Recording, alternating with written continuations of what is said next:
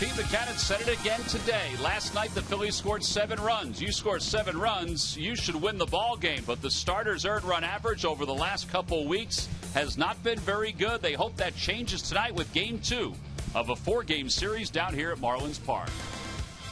Well, a little bit of pressure to put on tonight's starting pitcher, Jared Eickhoff. Hi, everybody. I'm Tom McCarthy along with Matt Stairs. Eickhoff making his major league debut for the Phillies tonight. Pete Mackanin said we've got to figure out how to get that earned run average back down where it was when the Phillies got off to such a good start after the All-Star break, because it's been over 7 over the last 14 games. That's not very good. A little pressure, but this guy is, it seems like he's up to the challenge. It does. All the scouting report on him, he's cool, calm, and collective on the mound. The bottom line is he throws strikes. He does not allow a lot of walks. You're not going to see a lot of overpowering stuff. He'll top at about 92, 93 miles an hour, but they say he has a big league curveball. He can throw it at any time to get ahead for a strikeout pitch.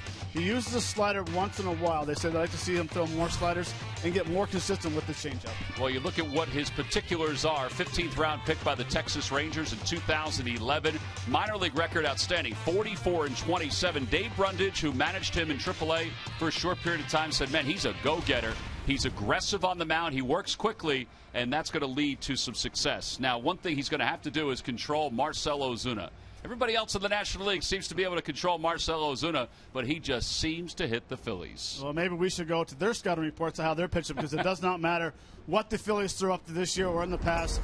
They're throwing the curveball. This is here back in May 1st. He does the walk-off against Ken Giles. Fastball low and away, 97 miles an hour, rips to the left field. Stanton scores all the way from first base. But all of a sudden, he starts to struggle a little bit. Goes down to the minor leagues, makes the adjustment, comes back up. Last night has 2 hits and has this absolute bomb against Williams in the second inning, right off the top of the foul ball. A ball I've never seen done in a game before. It's at the top of the foul ball. So really, you got to start mixing the ball in and out.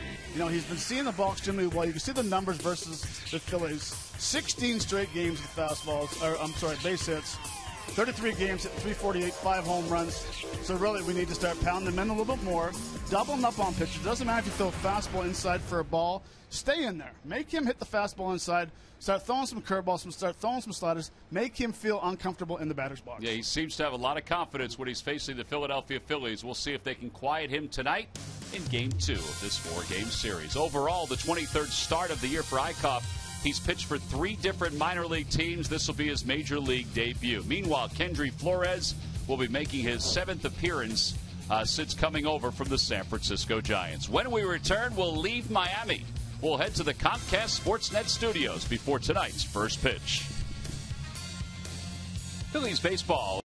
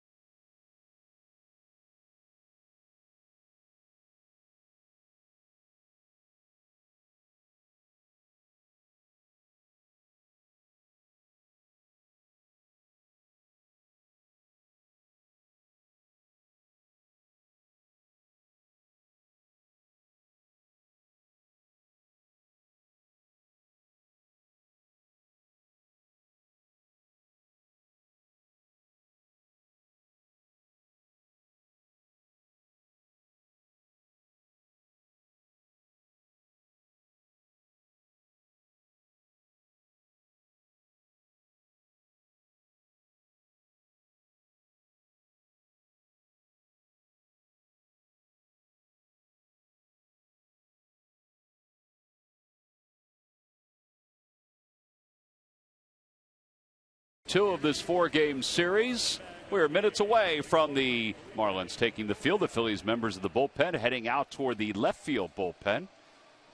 We'll take a look at the standings of the National League East. The Braves have already lost today, so they're 11.5 games back. The Mets lead the way, 4 games up over the Washington Nationals, who are right at 500. Shocking that they are right at 500 at 60-60. The Mets made news today. They've decided that they are officially going to skip Matt Harvey this weekend, and then next week they'll skip Jacob deGrom and Noah Syndergaard. So they're going to try to stretch out these young arms as much as possible to preserve the lead and, as we mentioned the other day, hopefully preserve a chance to be successful in the postseason.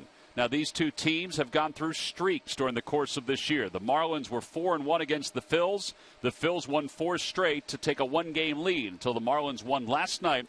Marlins have certainly out-hit the Phillies by an average of 310 to 231. But the bullpen earned run average, and we saw it falter last night for the Miami Marlins. That has been their big issue against the Phillies so far in 2015. Now, within the division, you're going to win the division. You have to be successful within the division. The Mets have certainly been successful. 30-17, Matt. I mean, you know, when the Phillies were winning 5 straight division titles, they were winning games within their division. Well, it's so important in your division. I mean, you're just jumping ahead of guys. You know, if you can go out and win a 3-game series, 2 games to 3, you're gaining some games. So it's so important. And you play each other so many times. You have to play well in your division. Yeah, and you have to be able to adjust even when there's struggles like the Phillies had last night. They adjusted. We're minutes away from Jared Eichhoff getting a chance to make his major league debut. Lineups and first pitch from Marlins Park when we return.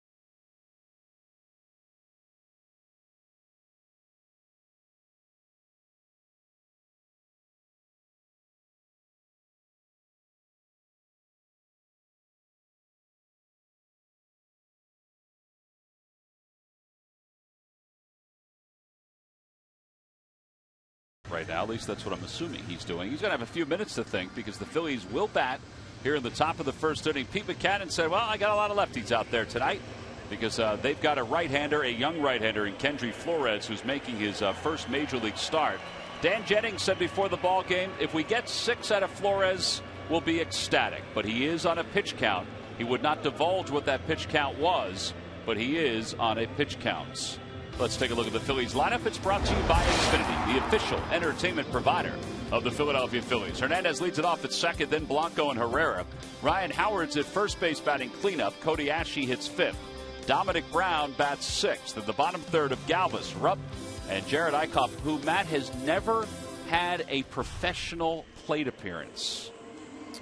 Hopefully he's around tonight to do it. Yes, it is. You see the numbers right there on Flores, 1 a month, a 2.35 ERA. Making his first major league start, which is pretty cool. Yeah, he has started in the minor leagues, but he's not as stretched out as, let's say, Eichhoff is. Right. You can see the scouting report. 5-pitch pitcher, 91, 93 miles an hour. He'll average 91. His best pitch is his cutter.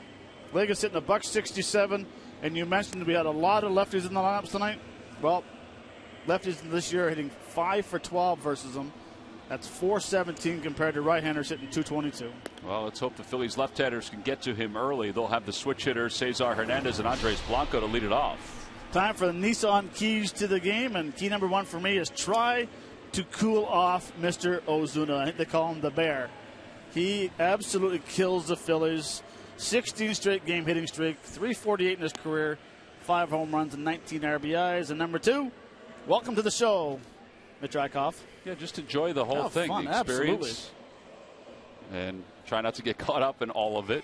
But it's hard not to get caught up in all of it, even though it's a very quiet stadium. Smaller crowd benefits the pitcher making his major league debut. Well, Cesar Hernandez is about ready to lead things off. Hernandez was 2 for 5 last night with a double and a run scored. His numbers against the Marlins are right there at the bottom. Overall hitting .281. Shows butt, takes outside. We're underway. It's 1 ball and no strikes. Cesar, since the 22nd of June, is hitting .315. And he rips that one to right field, but right at Ichiro, and he'll make the catch after a little pop out of his glove. What did you say, really? Really? Well, he's fortunate that he was in that vicinity. Well, he's fortunate. I mean, this ball is a laser. Just kind of gives himself a little volley, like a little volleyball. Just serves himself up a little spike shot right there. Nice play. For some reason, I don't think that's the first time he's ever done that. He seemed very comfortable with it. Yes. One of the guys here with the iPad and the iPhone again. Here's Andres Blanco hitting .297, and Blanco swings at the first pitch out toward left field. That's pretty well hit. Gillespie's going back toward the wall, reaches up, and he makes the catch. That's the opposite way for Andres Blanco. Well, that would have been out of Citizens Bank Park, and it might have been out of several other stadiums. But instead, it's a long out, 2 away. Well, the one thing about Whitey is that he absolutely swings the bat hard every pitch. Barrel stays to the zone. That's the reason why that ball carried so far. He didn't cut a swing off. He finished high and drove it, 383 feet to left center? At least. Just to the right of the 386 sign. Here is Odubel Herrera hitting .294 with 6 home runs and 33 runs batted in. Fastball in there, 0-1. The Lucky McDonald's Phillies home run jackpot contestant is Angie Almond of Kunkletown, Pennsylvania. Phillies hit a home run in today's ball game, then Angela will win $100.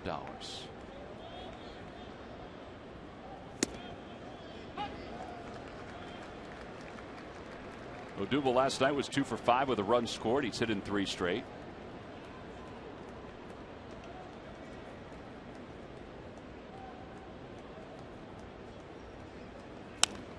And he stays alive.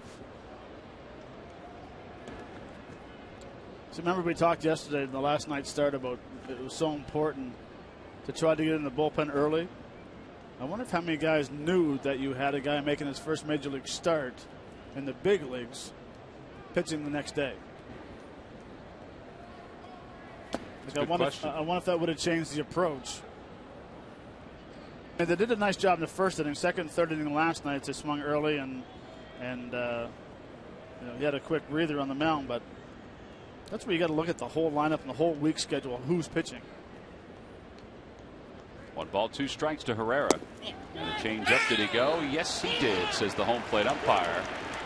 I'm not sure if that was a good call or not, but it's a strikeout, and the Phillies go down in order here in the first. Jared Eichhoff is moments away from his major league debut.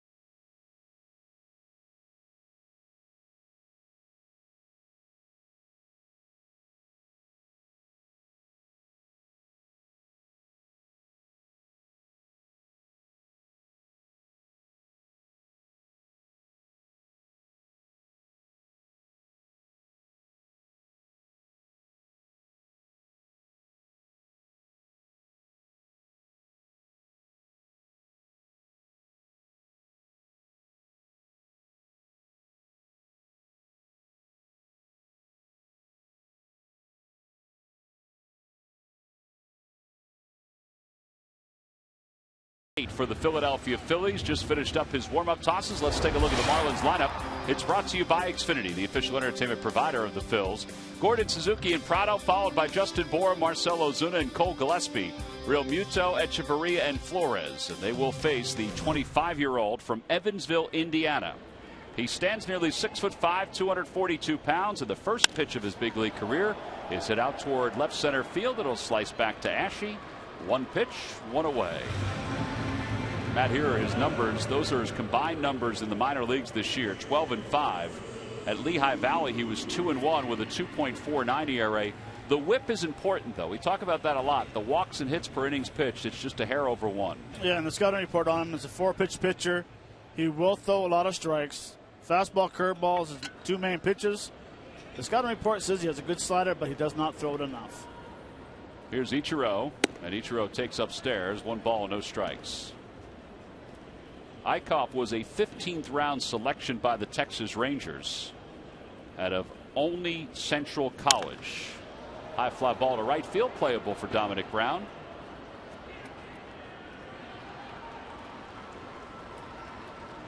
Now Olney Central College, which is in Ohio, and there is the Eichhoff family. All of them are part of Jared Eichhoff's immediate family. Olney Central College is in Ohio. There's only one other person who has made it to the major leagues from that school, and it is Clint Barmas. Colorado. Yeah, longtime infielder, now with the San Diego Padres. First pitch fastball to Prado is taken up high. It's 1-0. So it's a big night for Olney Central College, too.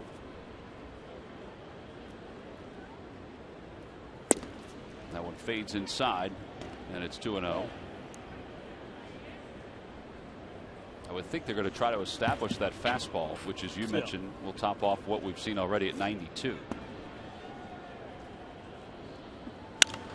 Down the right field line out of play, 2-1. Now look how quick he gets the ball and is right back at the mound. This is what Dave Brundage said. He said he loves the fact that he's ready to go. There's not a lot of deliberation to it. You don't think too much. Get on the mound, get your sign, and throw it. Another fastball. That one's at 93 miles an hour. I like the fact that Rupp is establishing this fastball, or trying to at least, with the first few hitters.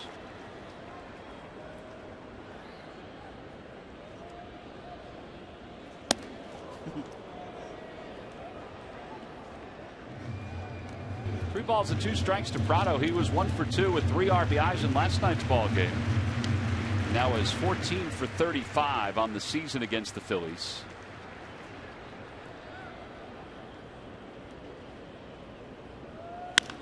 Out toward right center field. On the run is Herrera and Brown, and Herrera makes the catch and then avoids the collision, and the side is retired. The Eichhoff family right now are big fans of Odubel Herrera because he was able to track that ball down in the gap. 1-2-3 go the Marlins. On to the second in a scoreless game.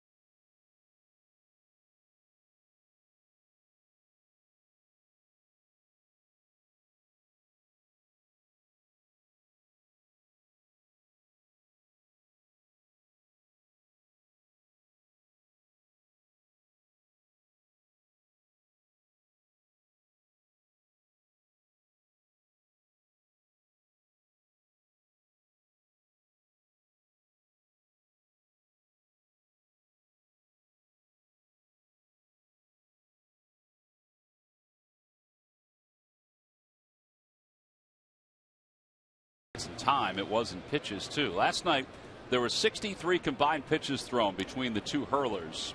Tonight 17 pitches thrown between the two pitchers. Ryan Howard leads off the second. Howard takes outside 1-0. By the way, we did not belabor the point, but Odubel Herrera was called out on a check swing to end the top of the first. No swing. We looked at it. We looked at it between innings, and he didn't swing. See the difference in times. The first inning took 8 minutes combined. Last night, 37 minutes. Took a long time. Jerome Williams, he had a beard last night, and the beard did not help him.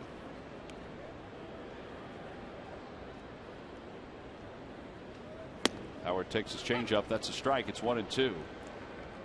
Ryan hitting .234 with 19 home runs. 0 for 1 in last night's game as a pinch hitter. What's up? Jim Salisbury from CSNPhilly.com had a story today that was posted last night where he talked to Pete Mackanin, where they talked about the adjustment to Ryan Howard's playing time, that he is going to see less playing time against left-handers. High fly ball down the left field line, slicing, but playable in fair territory, and Gillespie makes the catch for the first out here in the second. And that'll bring Cody Ashley to the plate.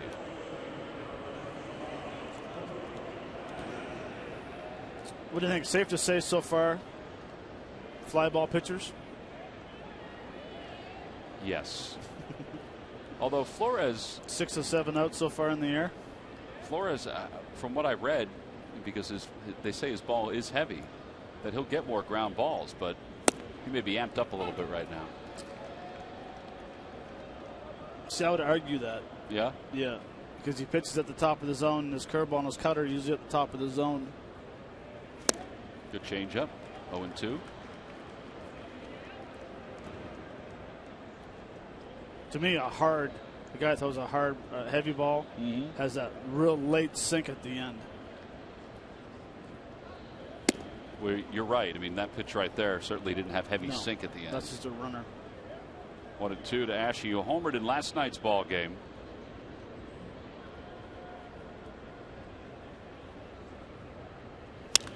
That one's down the right field line. Hooking foul. Oh.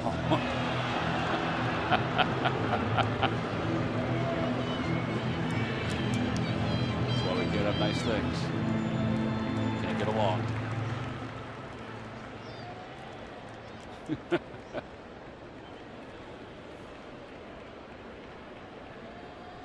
One ball, 2 strikes to Ashe.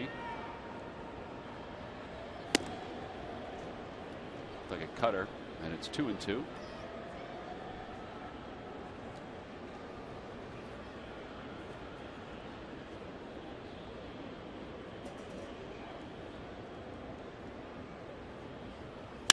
Ashe rips it to right. Ichiro again, this time makes a clean catch.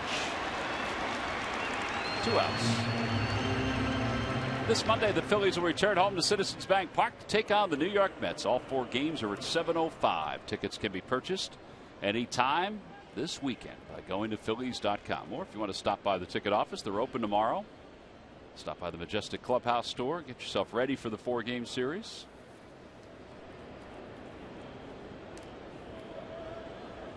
Dominic Brown is the hitter. Brown hitting .229 with 4 home runs. And he grounds that one foul off his foot.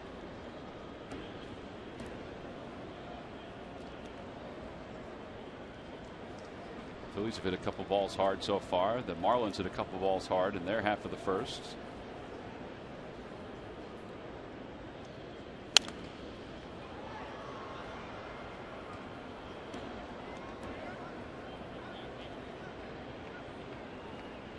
There's the distribution of outs.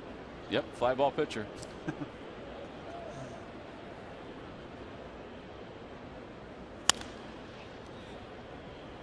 Marlins got Kendry Flores, who was a free agent pickup, free agent signing in with the amateur status by the San Francisco Giants. They got him from the Giants this past offseason for Casey McGee. Dan Jennings made that trade. Fly ball right field. Playable for Ichiro. And the side is retired. 1-2-3 go the Phils. 6 up, 6 down for Flores. Middle of the second. Scoreless game.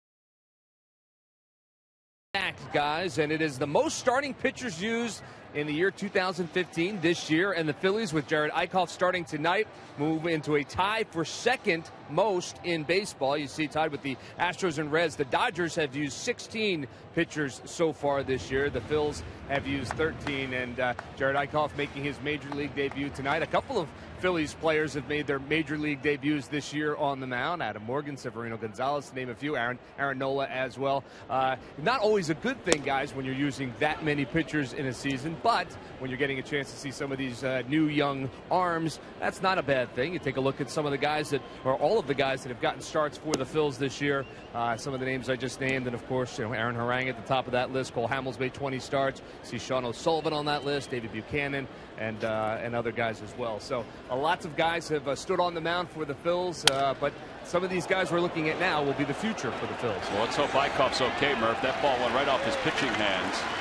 Hopefully it hit the glove and it softened the blow a little bit. He's wandered around the back of the mound. He took a look at it for a moment. He's just trying to move it around a little bit. Sean Ficasi's coming out. Watch it here. This ball's hit hard by Bohr. All reaction right there. And it didn't hit the glove. No, I thought the glove. Bare hand. All reaction. Galvis is playing right behind him. Almost looks like it clipped the top of his thumb. Yeah, I thought it raised the glove to soften it, but it did not. Bob McClure is going out as well, just to hang next to Sean Ficasi as he throws a couple pitches here. Backstop. That's what you do. You throw it to the backstop and say you're good to go. Just a reaction right there. Maybe it hits him right in the thumb. Oh, the fingers. Ooh, right in the fingers, yeah.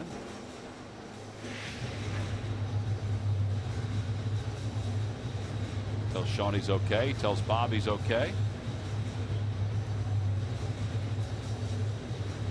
Jared's family was in a celebratory mood after the first. Now they're just hoping he's okay. Marcell Ozuna was digging in, but Eichhoff's going to throw a couple more pitches.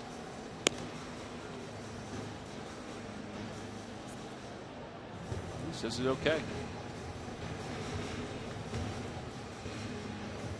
Murph was talking about the starters, and we saw that graphic down at the bottom. That 1946, the Phillies had 19 starters.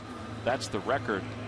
The starters' earned run average over the last 17 games is 7.28. And that's why the Phillies are still scoring a lot of runs, but that's why they're not winning as much. And they're hoping that Eichhoff can tame that a little bit here tonight. He's got Marcell Ozuna after the leadoff infield hit by Justin Bohr.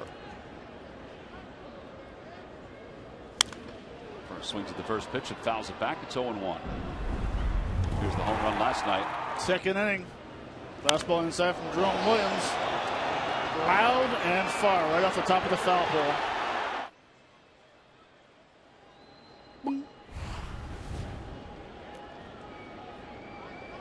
Everybody agreed with you, Matt. They had never seen anything like that before. That one's in on the hands. Towering shot behind second. Galvis is under it. And they get Marcell Ozuna out. With a great location of a fastball. Guys with short swings and have a powerful swing. Watch how this ties them up. That way a hitter tries to force their swing to keep their elbows so tight to their body that instead of just going ahead and just hitting a 3/4 mile foul, they force their swing, and that's what you get is a lot of jam shots. So with one away to run at first, it brings Cole Gillespie to the plate. Gillespie takes down and away, 1-0.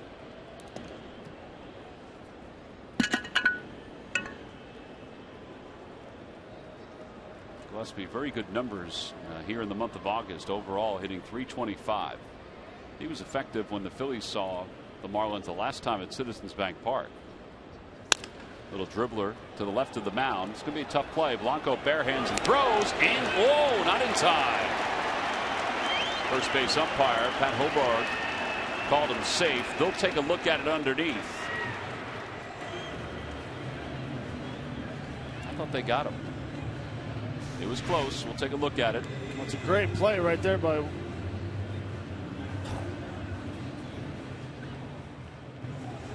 Whitey. Let's see, right? Yeah, he's out. He's out by a half step there, I think.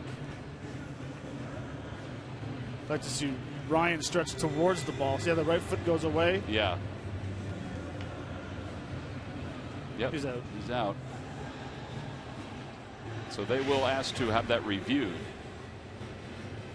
So they'll challenge it. There is a runner at second base no matter what the call is here.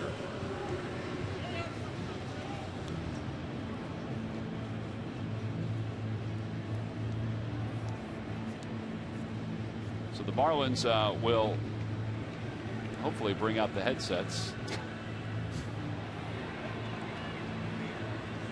I'm not sure what that fellow was doing down there. So they'll talk to New York. And New York will come up with a decision. If we slow it down even more, New York has this replay. Foot still in the air, ball in the glove. Now the foot hits. Yeah, so this should be pretty quick.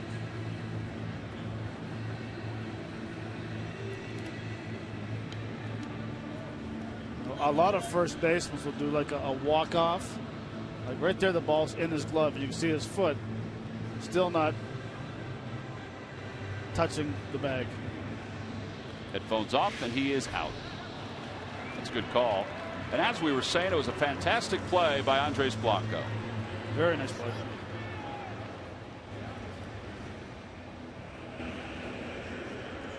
Pete McCann said it again today. He goes, boy, Blanco's playing really well. I just don't want to play him every day. I don't want to wear him down. He said he's had such a good year. And I like him in his role, but boy, he's playing really well. Here's JT Realmuto 0 for 2 with 2 walks in last night's game. Breaking ball, and it's 1 ball and no strikes.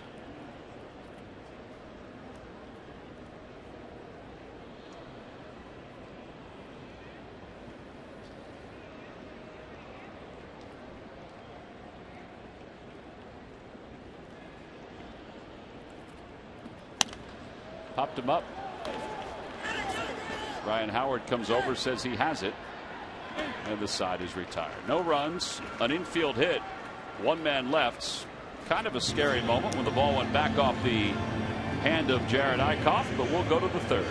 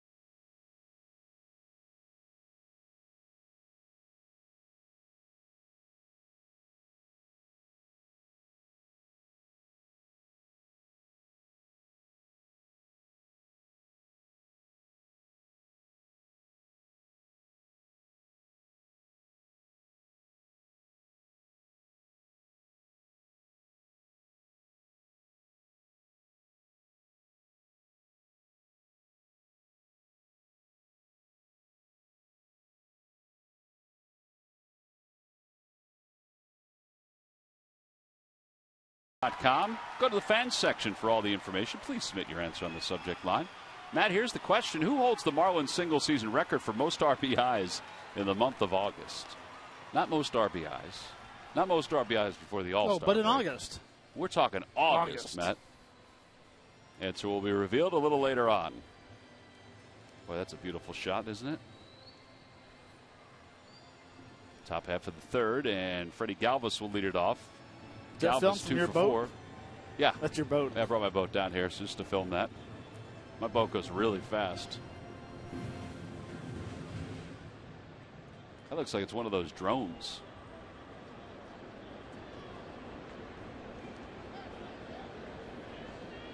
Windows are closed. Roof is closed. Freddie Galvis will start it off, and he takes outside. It's 1 ball and no strikes. Galvis hitting .269 with 5 homers and 33 runs batted in.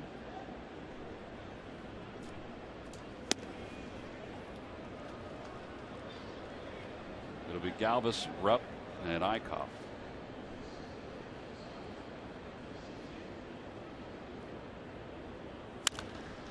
Grounded foul past Samuel. 2-1.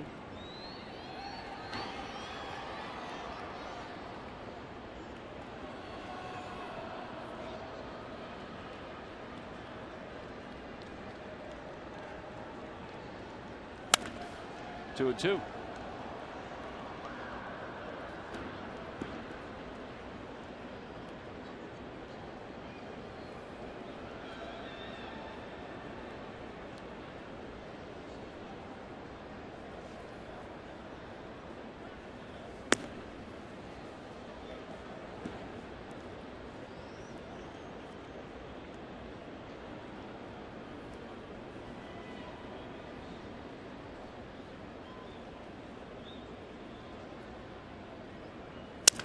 Broke his bat. Shallow center field. Ozuna comes running in, and he makes the catch for the first out. For breaking Phillies news, you can trust that Jim Salisbury will have the most accurate report. Experience counts. Follow Phillies insider Jim Salisbury, the best source for 24/7 Phillies coverage, only on Comcast Sportsnet.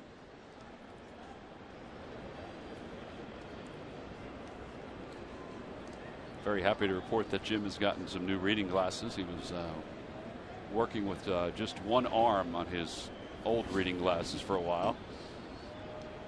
Cameron Rupp leads it off and takes outside 1-0. He is funny.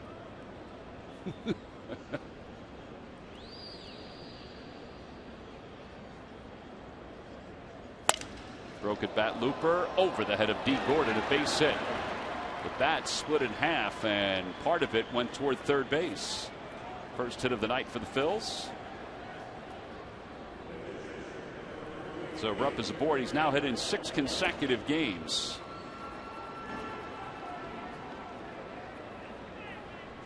And let us see if Jared Eichhoff can bunt.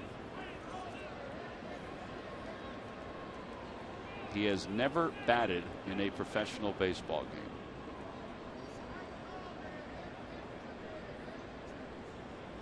He squares, jabs at it, and it's 0-1. I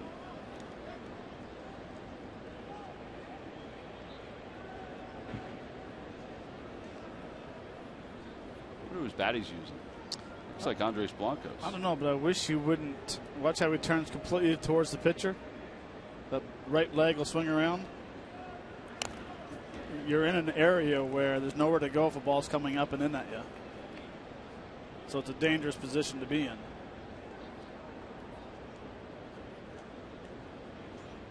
Baby steps, Matt. Well, yeah. But you're right. Well, yeah. I mean, it's a pretty good chance he was in the batting cage yesterday working on some money. I would think so. Oh, yeah. I mean, that's. Swing and a miss, and he's struck out. So 2 away. Second strikeout for Flores. Yeah, he's been with an American League organization His whole career, yeah. So now he's got to make some adjustments with the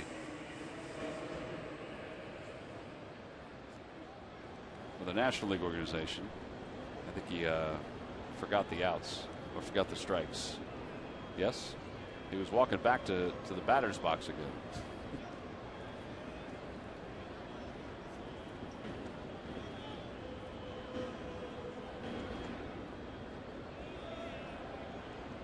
Well, someone's got to go over and give him a hard time with that.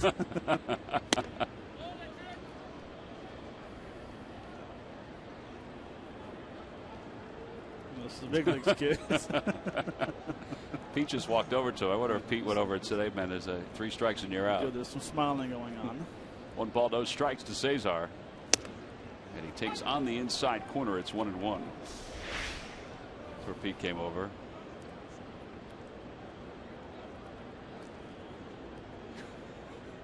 Whatever he said made him laugh, so. Inside, and it's 2-1.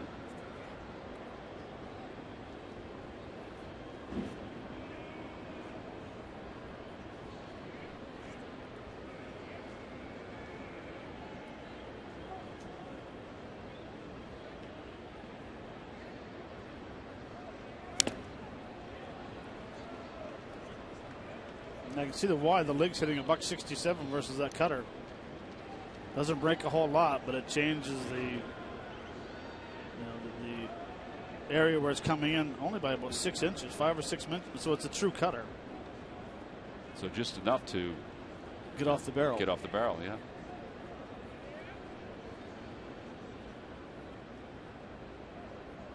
Rupp leads off first. And a breaking ball and a strike 3 call. That's a pretty good pitch. Back-to-back strikeouts for Flores. He has struck out 3. No runs, 1 hit, 1 man left. We'll go to the bottom of the 3rd. Phillies nothing, Marlins nothing.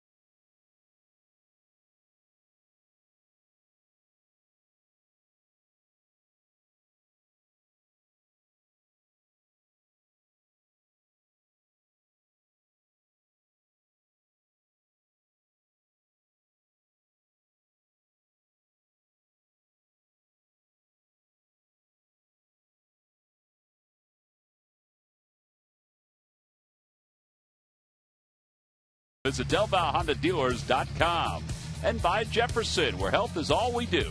Call 1-800-JEFF now or visit jefferson.edu.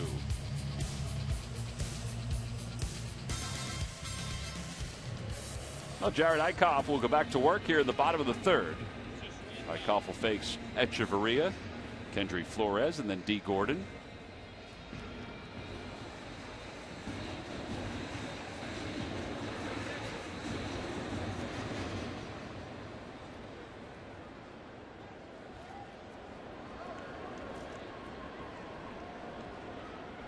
Echeverria hitting .287 with 5 home runs. Boy, a lot of pop-ups, man, on the infield. And 1 away. And here comes Flores. Flores 1 for 19 as a hitter during the minor leagues. This, however, will be his first major league appearance. Off the outside corner, 1-0.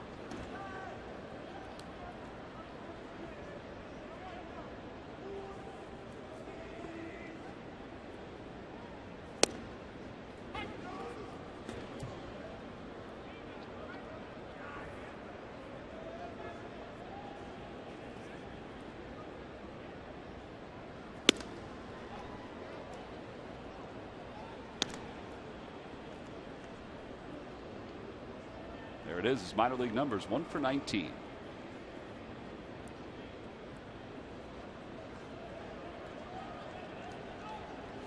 Swing and a miss, 2-2. Looks like a pretty good golf swing. So far, it's 6 flyouts, 1 ground out for Eichhoff.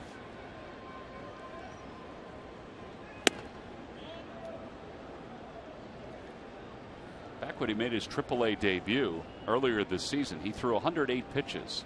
He had a no-hitter for 8 1/3 during that AAA debut. Then gave up a 2-run home run. Swing and a miss, and that is his first major league strikeout. So 2 outs here in the 3rd. We'll keep that baseball, and D. Gordon will come up. There it is, 92-mile-an-hour fastball. Right down the middle, and first big league strikeout. That's cooler, or getting Ichiro out as second hitter. Yeah, that's going to be pretty cool. You can't walk around the mound saying, huh, I just got one of the greatest hitters of all time out. On a weak fly ball to right. D. Gordon has 5 straight multi-hit games. So important to keep him off the base paths. National League leader in batting average with 335 mark. He's also the leader in hits with 151.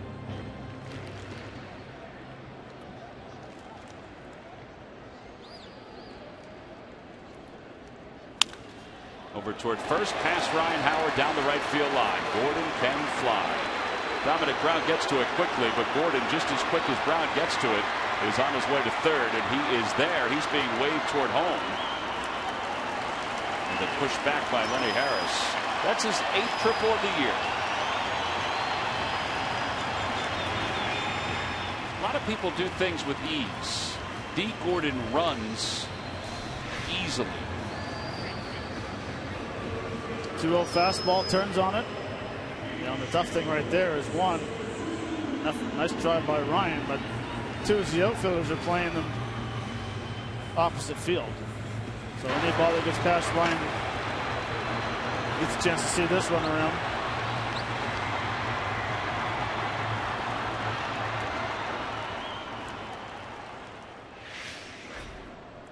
Second hit for the Marlins. So now they have a runner at third with 2 men down, and here is Ichiro.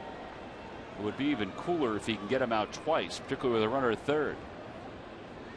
Ichiro takes a breaking ball that's in there, 0-1. See how his breaking ball, let's see how it evolves as the game goes on. It's a little high right now, a little loopy. Well, now see if he uses it more as well. Back-to-back breaking balls, that one low, 1 ball, 1 strike.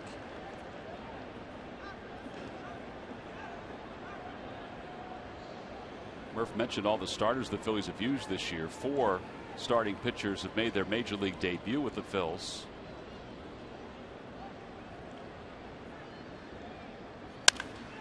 Out towards center field. Odubel Herrera is there. Nice job by Eichhoff. He allows the 2-out triple, but then gets Ichiro to fly out to center field. No runs, 1 hit, 1 man left in scoring position. On to the 4th inning. Andres Blanco will lead it off.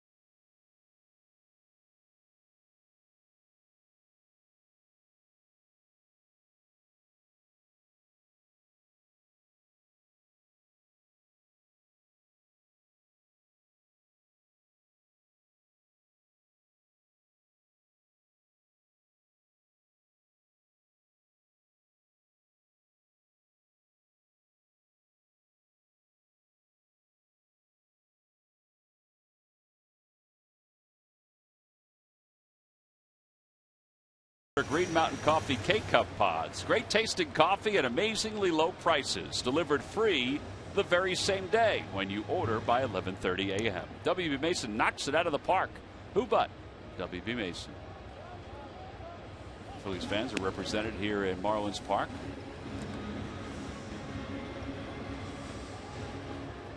Getting a chance to see the Major League debut of Jared Eickhoff, who so far is through 3 innings.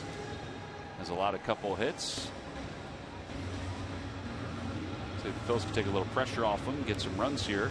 Andres Blanco getting a chance to see Kendrick Flores for the second time. He flied out to the wall in left field his first time up.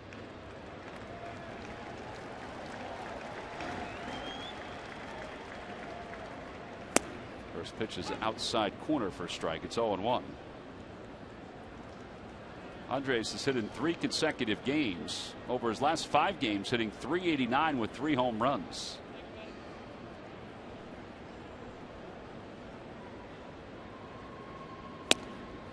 One ball, 1 strike.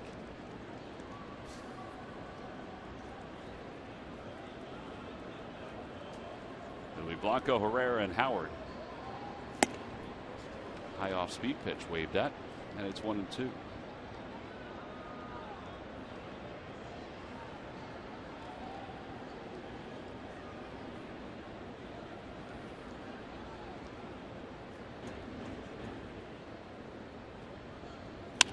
That one's looped out toward left field. Gillespie comes running in. He dives. He can't get it. It hits off his body and shoots into shallow left field. The throw to second is not in time. Blanco is safe. And that'll be a double, I would think, for Andres Blanco.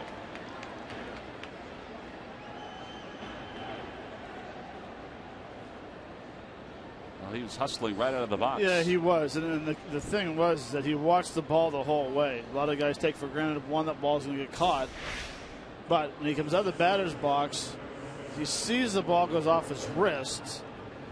Echeverria didn't even go up and back up the play. You know, right there he notices it, kicks it into gear. You know, and he might not have been coming out of that batter's box 100 miles an hour, but he came out a lot quicker than the majority of the people do. Close play at second, but he was in there ahead of the tag by D. Gordon. So now Herrera, who struck out his first time up.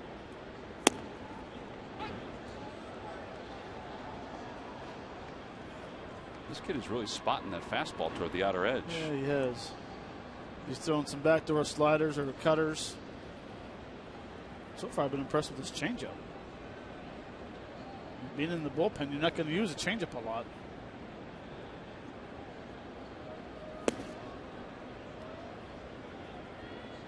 That's that hard cutter.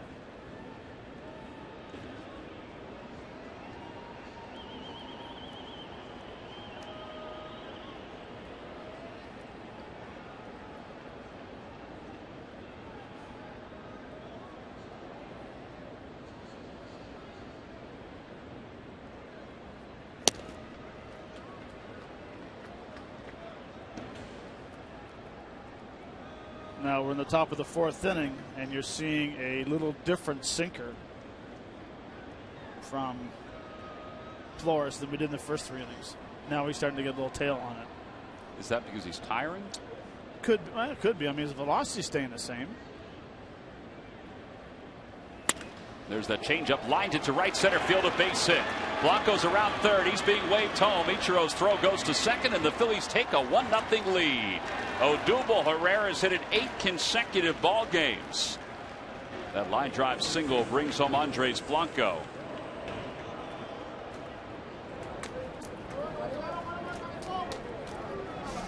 Well, it's nice. He's trying to hit the ball to right field to advance Blanco to third base. But a lot of good things happen when you do the right part of baseball and try to advance players. Gets a base hit on a high changeup.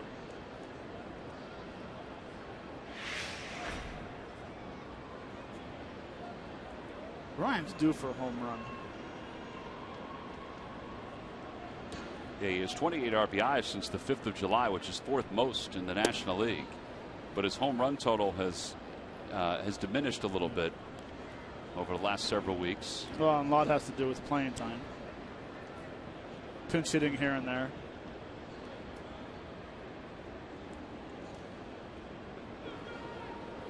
Opposite way. That's going to slice away from Gillespie. It's going to drop in for a base hit. Herrera's on his way to third. Howard's on his way to second. And the Phils have 3 straight hits, and they have runners on second and third with nobody out. 25 doubles now for Ryan Howard.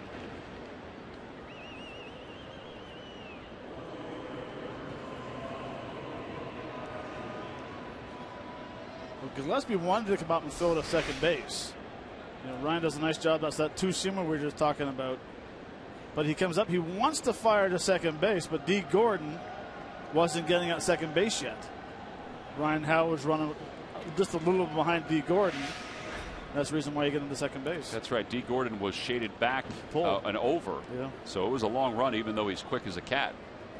Well, the Marlins will play the infield back. Cody Ashe will be the hitter. So a ground ball anywhere but to the third baseman will score another run, and a line drive to first is the first out. Boy, he hit it right on the nose for the second at bat in a row.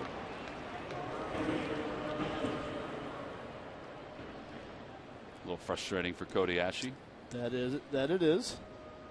And the last thing you want to do is you walk in the dugout and guys say, "Hey, way to swing it." You don't want to hear that right now. He knows he did.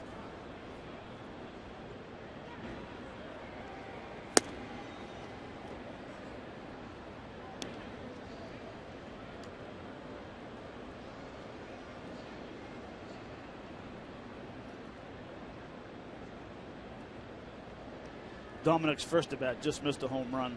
Hit a fly ball to right field. He's getting his timing back a little bit. Lays off a breaking ball, and it's 2-0. You know, Pete talked about playing time today. He said, you know, I've got to get guys playing time. He said there's not a lot of set guys. Obviously, Odubel's set in center. Freddie's set at shortstop. Up the middle. Cesar, that's exactly right. Cesar set at second base.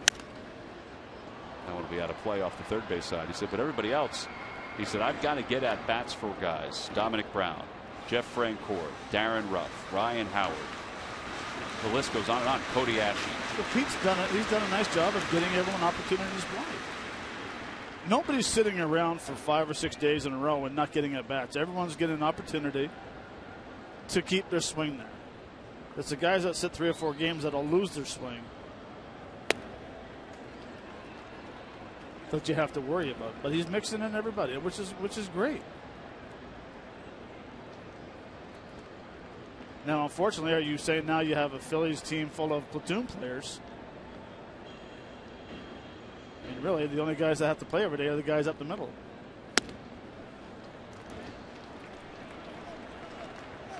And by saying a platoon, I mean, that's, you know, a lot of respect for that, because it's very hard to do. Yeah, probably for the rest of the year, it's going to be like that, where there's going to be platoon players. Andres Blanco Freddie Galvis fly to center field, his first time up. Phillies have scored a run on an RBI single by Odubel Herrera. They've got the bases loaded and 1 man down. Change up just at the knees, and it's 0-1.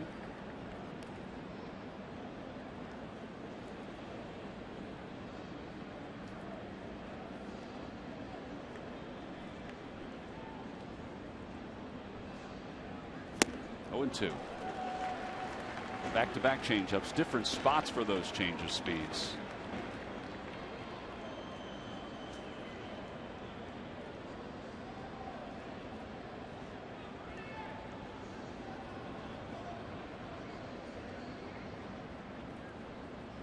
And a liner out toward left field. Gillespie's coming on. He'll make the catch. Tagging from third is Herrera. The throw to the plate it hits him. And it gets away. Herrera will score. Howard goes to third, and Dominic Brown goes to second. It's 2-0 Phillies on top.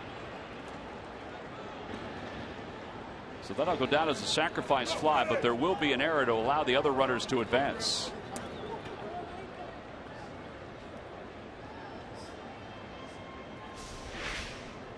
Nice job with 2 strikes. Ball in the air. Third baseman to go back automatically and tag.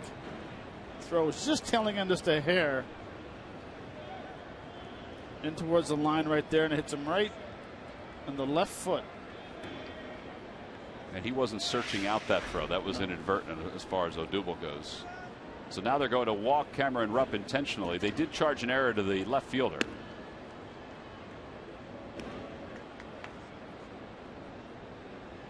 So this will load up the bases for Jared Eickhoff. Be a perfect time for his first major league hit. Or walk, or hit by a pitch, or wild pitch.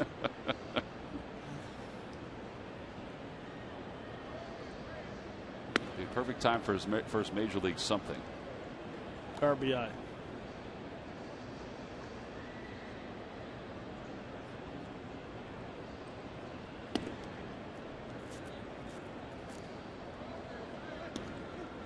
Well, Country Music Night is coming up at Citizens Bank Park. It's this Monday when the Phillies take on the Mets. Order tickets now at phillies.com/country to be one of the first 2,000 fans to receive the exclusive Phillies camo snapback hat. A little picture of that snapback hat right there where you saw the promo pop up. Eickhoff struck out his first time up. And a chopper through the hole on the left side, a base hit. It's his first major league hit. One run is in. Here comes Brown. The throw to the plate is off the glove of Real Muto. 2-run score, and the Phillies lead it 4-0.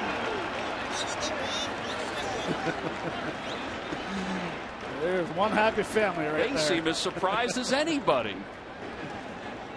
The young man did not have any professional ABs in the minor leagues, and here he comes with his first major league hit.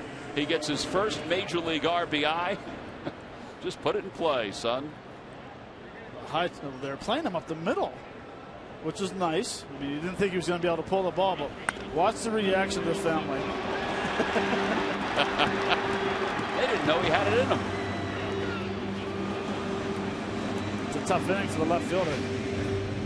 Another error. Yeah, he's committed 2 errors. It's great to see the reaction, not only the how excited they are, but even the emotion. You see some tears in their eyes after watching that.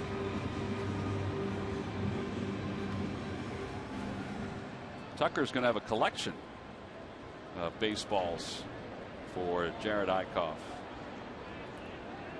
Now you got to give him 2 RBIs on that. The error is because the runners moved up.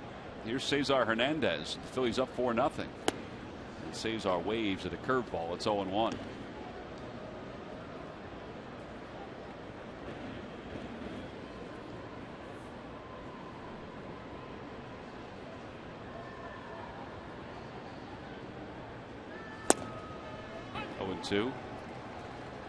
Eickhoff had a little bit of reaction too when he was at first base.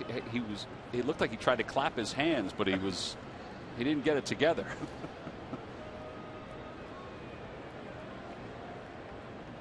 Swing and a miss, and Hernandez is struck out, and the side is retired. But 9 men come to the plate in the inning, and the Phillies score 4 runs, 2 on the first major league hit from Jared Eickhoff. Went after a high pitch and chopped it right through the hole on the left side. See, there was the clap. His family's reaction will go to the bottom of the 4th.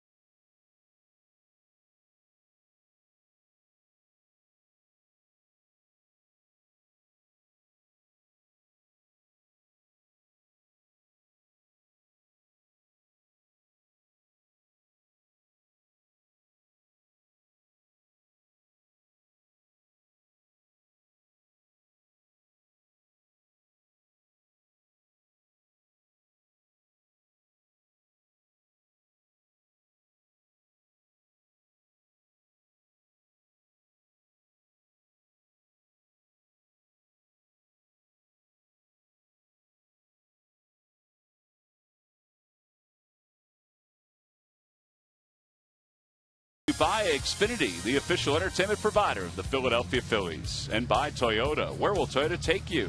Visit buyatoyota.com to find out. Toyota, let's go places. Well, Jared Eickhoff being congratulated after his first major league hit as the inning came to a close. He did not have to rush out to the mound. The clock that is part of Major League Baseball's speed-up rules does not pertain to him because he was on the base paths, but he took a drink and sprinted right out to the hill. So he's ready to go now with a 4-0 lead.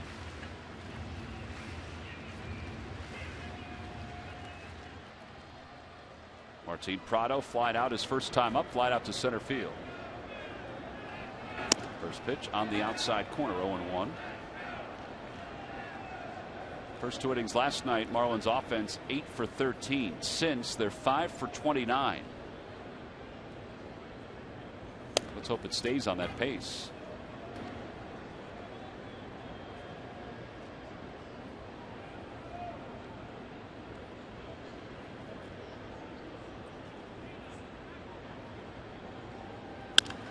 That one's a liner caught by Cesar Hernandez.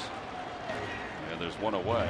Justin Bour's coming up. Well, speaking of Cesar Hernandez, Murph, he is one of a number of evolving young Phillies players. That's been a big storyline, particularly since the All-Star break. Yeah, you know, as 2015 has gone on, we have seen the emergence of a lot of young players for the Phillies. And Cesar Hernandez, you stop and think about it, he feels like one of the veterans on this team. Take a look at this tonight's starting lineup. We took Ryan Howard out of that. Obviously, Ryan has been around for a long time. But then, if you take him out of it, these are the service times for the rest of the starting lineup for the Phillies tonight. You see Cesar Hernandez right there, 1 year, 116 days. Blanco with 4 years, 141 days is tops on the list in terms of service time for the guys that are in the lineup. You go right on down the list. Not a whole lot of guys that have more than 2.5 years in. And of course, you finish up with Jared Eickhoff on the mound, 3 days in service time. So there's been so much talk about turning this team over. So that one's line drive into right field for a base hit.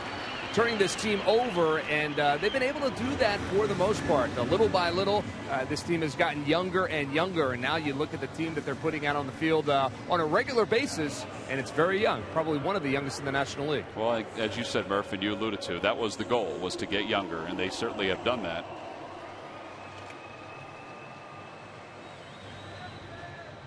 Well, and that's what Philadelphia wanted to see. You know, they wanted to go through this rebuilding stage and bring up the young players and see where they stand and give them an opportunity to play. Yeah, they're probably not done. They probably will continue to get younger before. I mean, I would imagine sometime in the next couple of years. Not that we know what the game plan is, but that they'll probably add a veteran presence or two to help out once these youngsters continue to mature. Yeah. Ozuna takes strike 2. It's 0-2. Ozuna popped out to Galvis his first time up.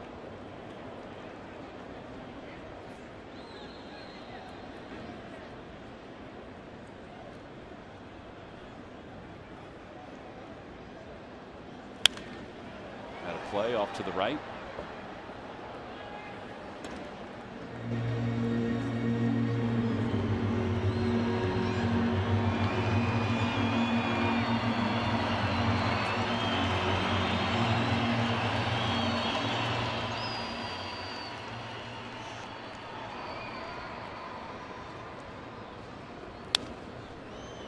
Get a high fastball by him.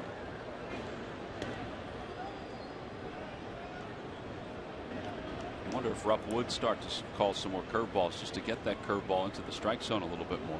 Yeah, he started him off with 2 nice curveballs, and then he's elevated the fastball back-to-back times. Bounces curveball. That's what Rupp wanted. They wanted the curveball down in the dirt. Toyota Major League scoreboard, the Brewers have jumped out to a 2-1 lead over the Nationals. Jonathan Lucroy, a double and RBI to run scored. Nationals are a .500 team. We're talking about getting home. They're home now.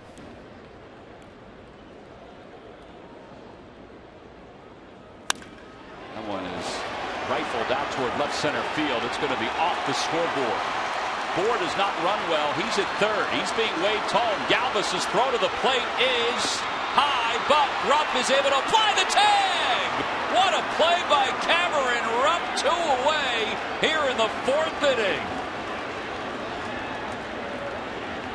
He climbed the ladder, and he had to, and that's not an easy play with the equipment on. And he was able to hang on as he applied the tag to Bohr's shoulder. What a break for the Phils that they had an awfully slow runner going. Yeah, and this is a curveball that was hung and actually crushed the left field.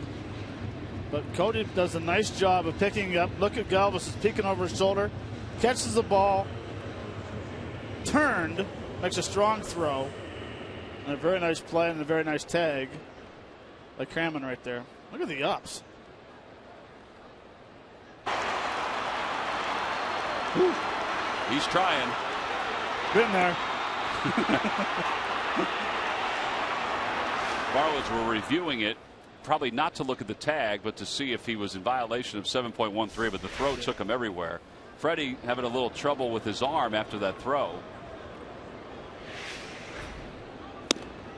And on the outside corner to Cole Gillespie. This is a great shot overhead. All kinds of places to slide right there. A little snow cone action. And you're right, though, Matt. That ball was smoked by Ozuna.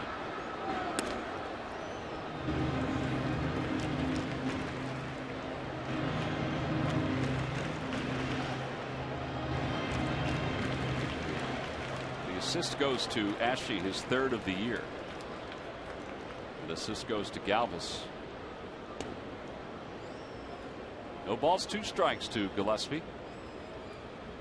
Curveball spun out towards shallow center. Hernandez sprints back. He's under it, and the side is retired. And Eichhoff gets out of a potential jam here in the 4th inning. A little help from his defense and a little help from Justin Bohr's wheels. Cameron Rupp goes high in the air to pull it down, apply the tag, hold on to the ball, and the Phils get out of the bottom of the 4th.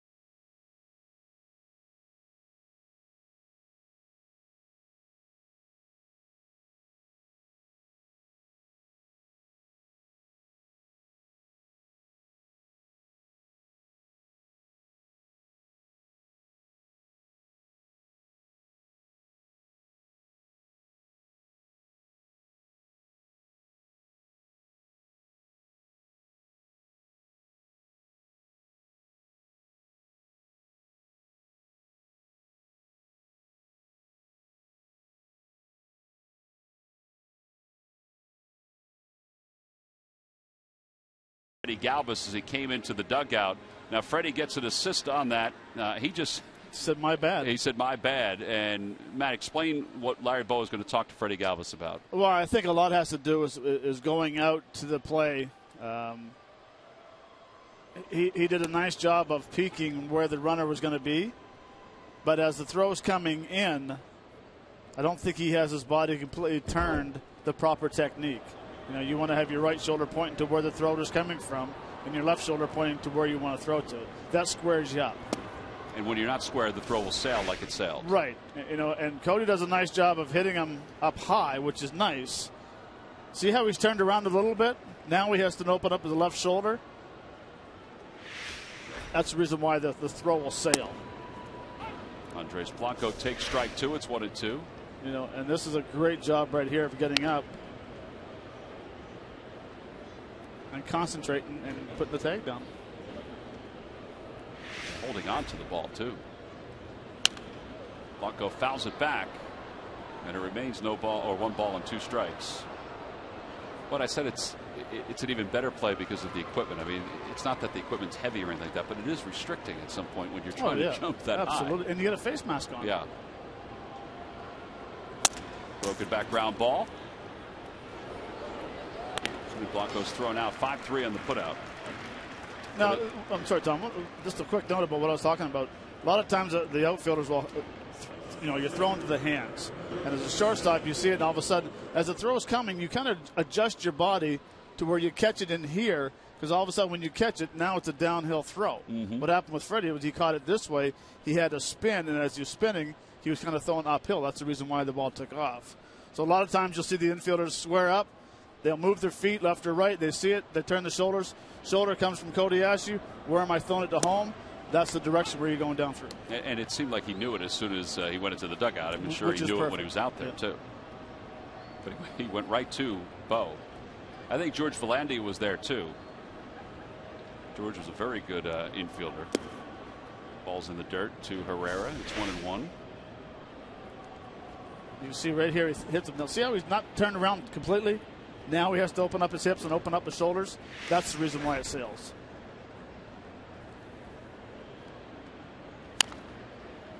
But it's nice knowing that Freddie Galvis walks in and says, hey, my bad. And he knows.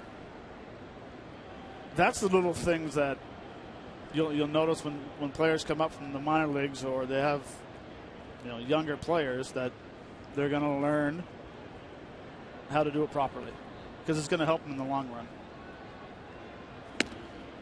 2 balls, 2 strikes to Herrera. It's the last foul ball going into the dugout as Freddie's still talking. Whoop.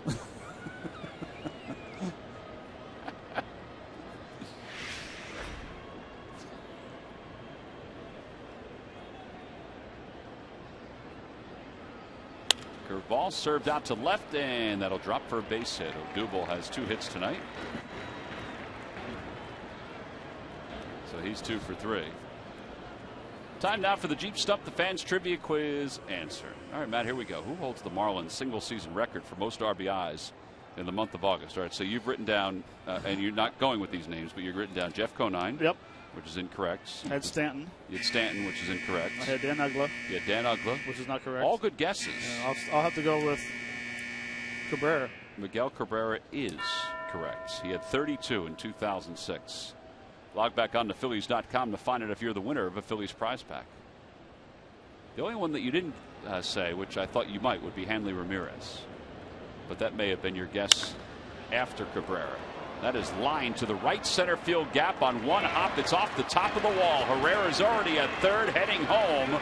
Prado's throw will go toward third base. It's an RBI double for Howard, his second double of the night. And the Phillies now lead it 5-0.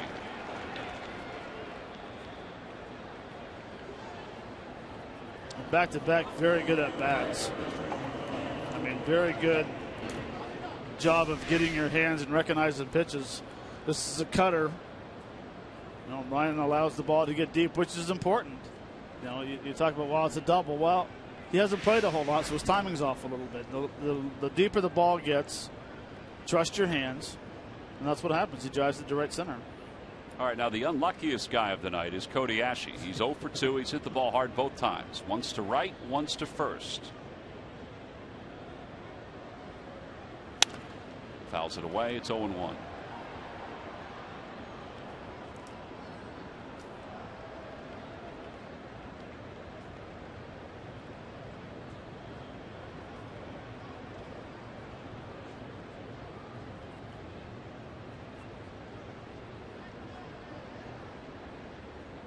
Outside and high, 1 ball, 1 strike. Bullpen action for the Marlins. Eric Cordero is warming up.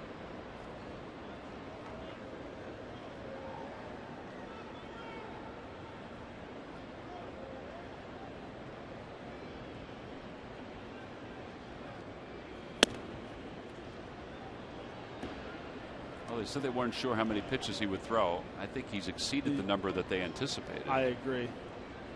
And he's getting tired because now his cutter and his curveball staying even higher up in the zone.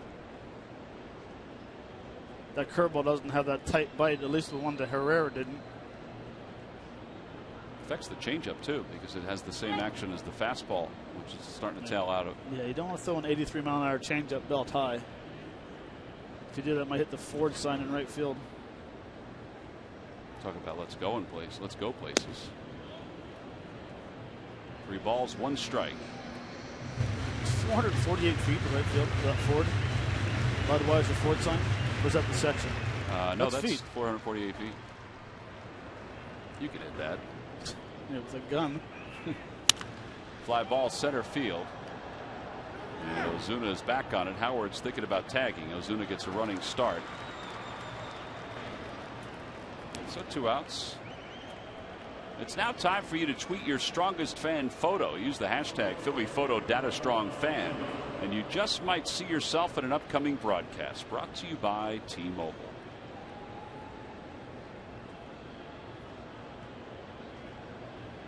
Dominic Brown walked his last time up and scored. He flied to right field his first time.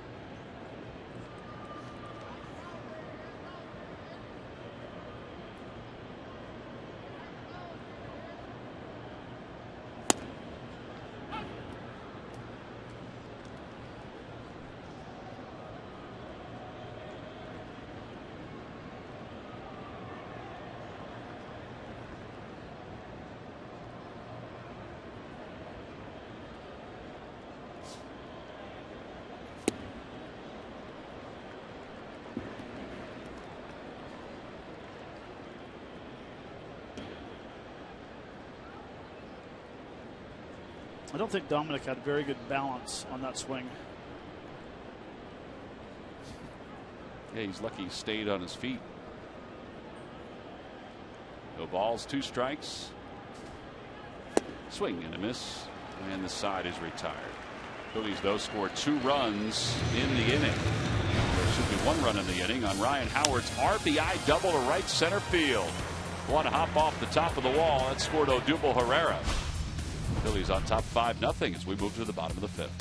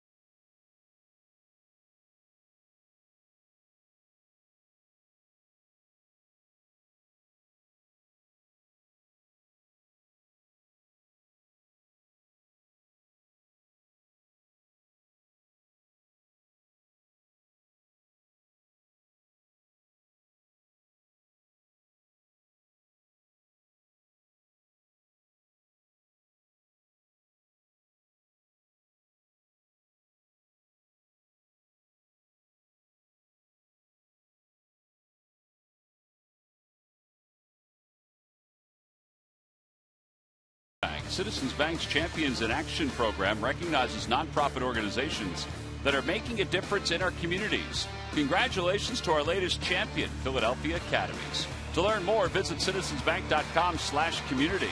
At Citizens Bank, we want to help you bank better. So the next time you have a question about money, don't keep it to yourself. Ask a citizen. Home half of the 5th inning, Phillies lead at 5-0. The major league debut of Jared Eichhoff. Through 4 innings, he's allowed 4 base hits. So now he'll face JT Realmuto, who swings at the first pitch and hits it foul just to our left. And out of play. Tom, you're about as quick as a cat. You're thinking about you're catching that ball. Well, I thought for a moment that it was coming up toward us, and it was. Shoo. Now, you know how on the telly I have a line where I can draw? Yeah. Well, this is line right here. Anything on this side, I will go for. But will you go for it? We're pretty high. I mean, I think you can. No, I'll go for it. Yeah. All right, so there's a line. There's a line. Put the books there so we can make sure we know where the line is. Up high, 1-2. Pitches by inning for Eichhoff. He's in a good spot. And a breaking ball and a called strike 3. Second strikeout for the big right-hander.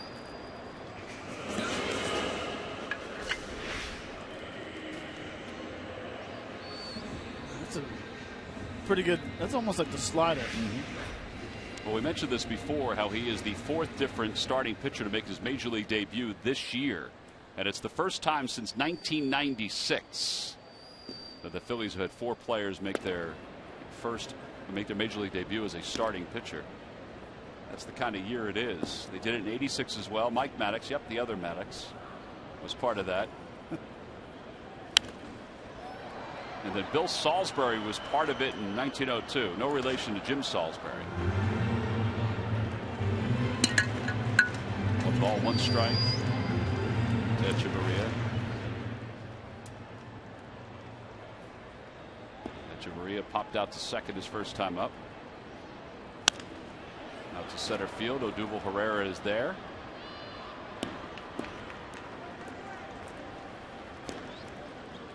Two outs. And a pitch hitter, Miguel Rojas, will pinch hit for the Marlins.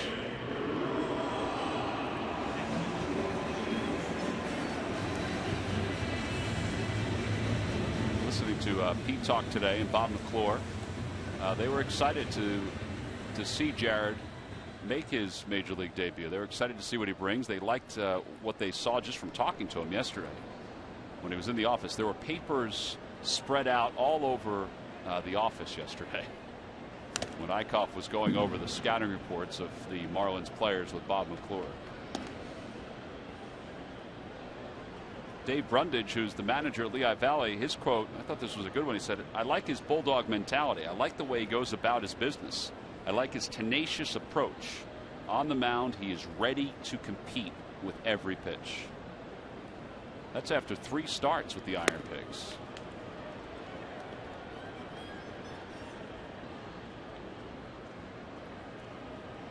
Oh, 2. Well, he just threw probably his best slider of the night at 83. Now you can either elevate or fastball or go even farther outside. He goes with what looked to be a curveball.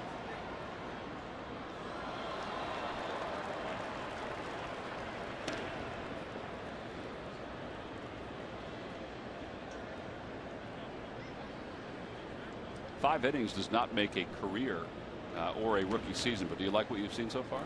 I do. I think from what we've seen so far, he pounds the strike zone. He works quick. He has command of his fastball, curve on the slider, spots his fastball well. Swing and a miss. And has a very nice slider. Yep, there it is. We've seen it more this inning than at any point before this. It's his second 1-2-3 inning of the night. He is through 5 scoreless. And here's that slider Matt's talking about. Pretty good bite. That wraps up the bottom of the 5th.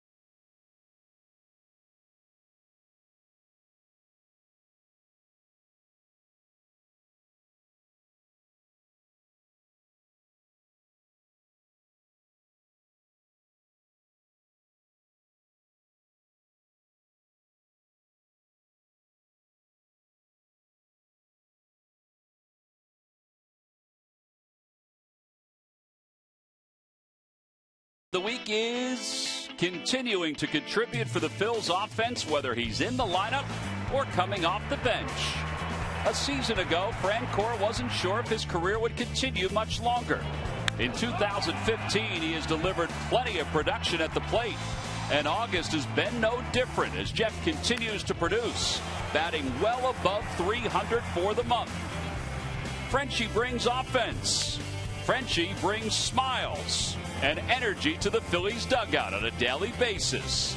And it's brought to you by Independence Blue Cross. Live fearless. Well, we go to the top of the 6th inning, and we have not seen Jeff Francoeur as of yet. We saw him for most of the day today. We have not seen him as of yet in this ball game. He has been a great addition to this Phillies ball club. Eric Cordero, the new right-hander for the Marlins, 2 innings in his first game this year. Derek Dietrich comes on to play left field in a double switch. There's Frenchie.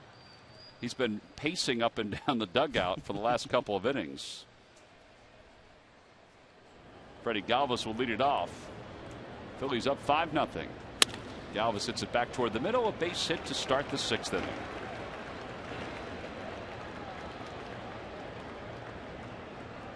Third hit of the series for Freddie. He had a sac fly his last time up. And Cameron Rupp will be the hitter.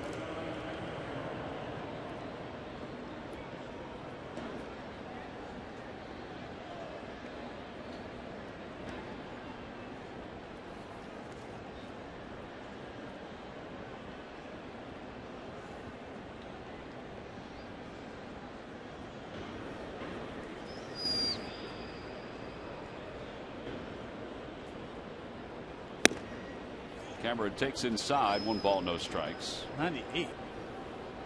Big kid.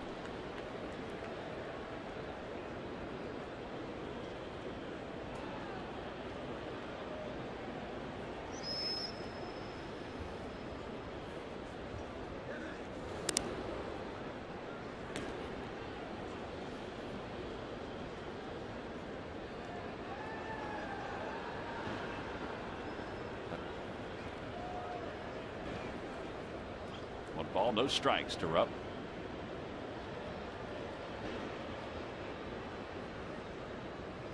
Broke his bat for the 2nd time tonight. And Galvis is going to try to go to third. It's kicked by Dietrich. Galvis is now being waved home. Dietrich's throw goes to second, and the Phillies will score another run. Left field has been a black hole tonight for the Marlins. It'll be their 3rd error of the evening. It's 6-0 Phillies on top.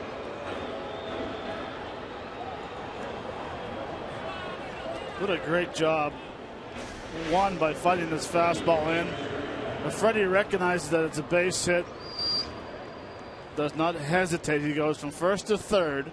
That little peak will get you every time. And a great read by Mizrak at third base, realizing that he's going to toss the ball back into second base. And Freddie does a nice job right there. Realizes I can take third base. Kicks it in. But the key is he doesn't hesitate right here. He has his eye on Mizrak the whole time. And scores for first base without even a throw. I caught bunts, and it's a fair ball. They'll go to second for 1, and that's all they'll get. Boy, that was awfully close. But the home plate umpire was right on it, so no sacrifice. It's a fielder's choice. And 2-6 on the put out at second base. Good throw from Real Muto. Well, you're right. The Phillies have done a lot of things very well tonight. And base running is one of those things. Well, and if you look at the Marlins are in the same shoes as Phillies. They're not good enough to make these mistakes and to stay with the teams that they need to beat. And when teams make mistakes, you need to jump all over it and take advantage of it. That's a good point. And we've talked about that. You know, there's a very small margin for error for the Phillies, and you could say the same thing about the Marlins.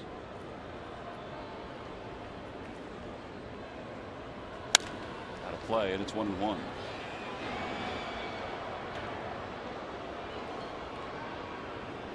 But you're right, left field. Whew, it's been a tough place to play tonight. Gillespie made 2 errors, and now Dietrich makes 1. And the Dietrich error, that little peak will get you every time. Looking at the runner. That's a balk. That's a balk. So Eichhoff will go to second base. No idea what happened. I guess he just got his spike caught.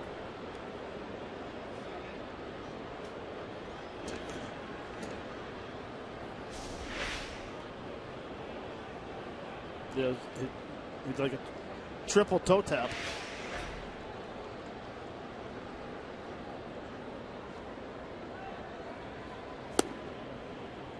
Cesar's had trouble with that pitch, whether it be from Flores or now from Corder.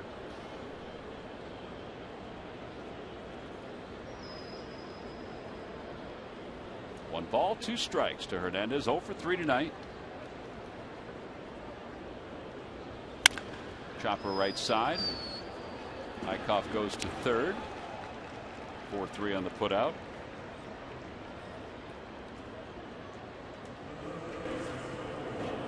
And Blanco's coming up.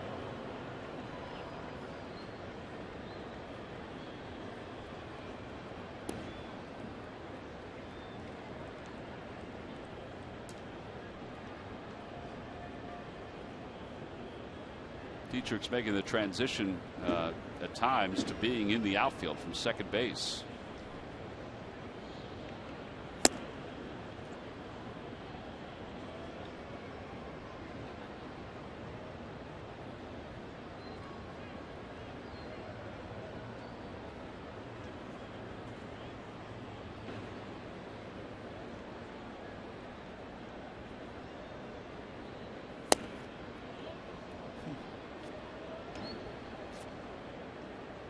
Now, you guys were talking to Pete today in the office. Did he mention anytime maybe Sweeney might get a start? He thought about starting him tonight. Oh, he did? Yeah, and giving Blanco tonight off. He's a switch hitter, so they had him take ground balls at third base today. He said he liked his actions. He said he's better at second base in his eyes just from those ground balls than he is at third. But he thought about it. He thought he came to the ballpark today and said, you know what? I thought, what the heck? Let me just throw him out there. Well, you might see him tomorrow night. You might see him tomorrow night. Second base. You could, yeah. 2 balls, 1 strike. And it's 2-2. Sweeney was saying today that his favorite position hitting is center field. Really? Yeah. Softly to the right side. D. Gordon is up with it. The Phillies are retired here in the 6th. But they score another one thanks to an error by the left fielder Derek Dietrich and some aggressive base running.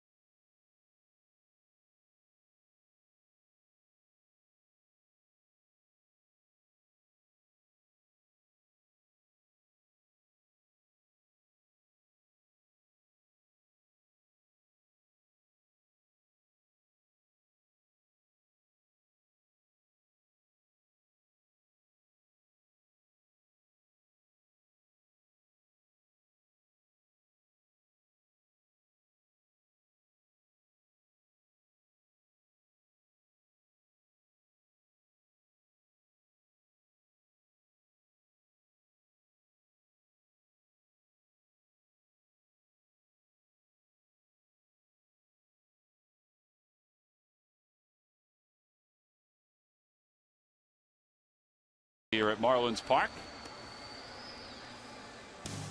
Phillies baseball is brought to you by Chevrolet. Visit your local dealer at ChevyDealer.com. And by McDonald's. Double the lovin' at McDonald's with a double cheeseburger and small fry for just $2.50. McDonald's. I'm loving it.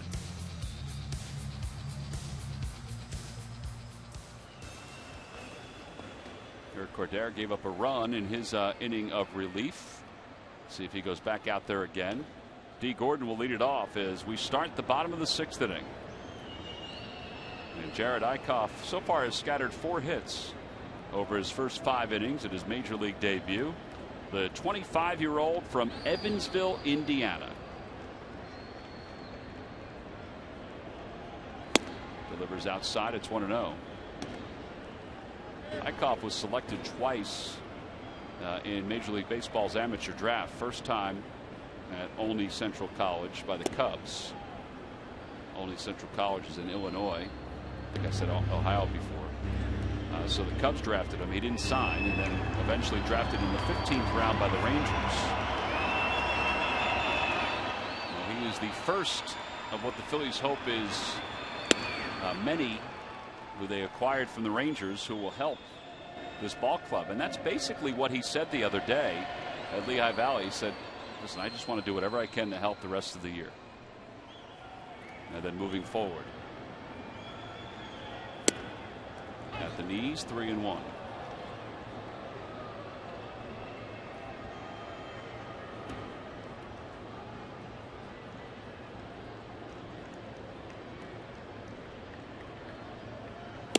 Outside, ball 4. So Gordon draws a walk, so he's aboard. That is the first walk issued by Eichhoff. Ichiro's coming up. Let's check in with Greg Murphy. Murph? All right, thank you very much, Tom. As promised earlier in this game, we've selected the Data Strong fan photo of the game. And today's photo comes from @LittleChase26. He says, watching a Phil's game at the ballpark. I don't select the photos, but @LittleChase is a buddy of mine. He's very funny on Twitter. Tweet your strongest fan photo to #PhillyPhoto Data Strong Fan, and you just might see yourself in an upcoming broadcast. All brought to you by the good folks at T-Mobile. Yeah, Little Chase, nice job with that photo. Chase and Jimmy are both in the starting lineup tonight for the Dodgers. Chase is not at second base, though. He's DHing against the Astros. D. Gordon's at first base. Gordon has stolen 40 bags this year. And Ichiro chops one to the right side. Hernandez has it, flips to first. It won't be there in time. It'll be an infield hit. And for Ichiro, that's career hit overall, number 4,200. Counting his numbers in Japan. And Martin Prado's coming up.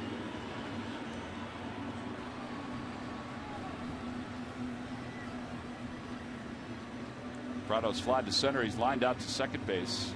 0 for 2.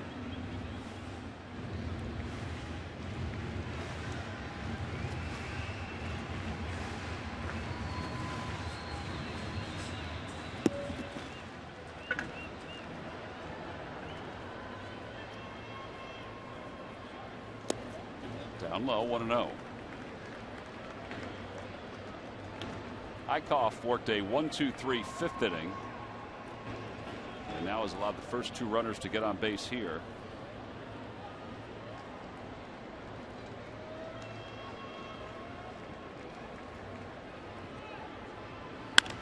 Out to center field, Odubel Herrera will be there to make the catch. Gordon's going to tag. The throw is cut off by Galvis. They throw behind him, and he's not.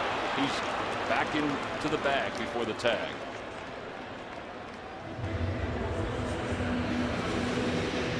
Isn't it amazing, though, how many times there's a close play, how the players pop up and point to the dugout?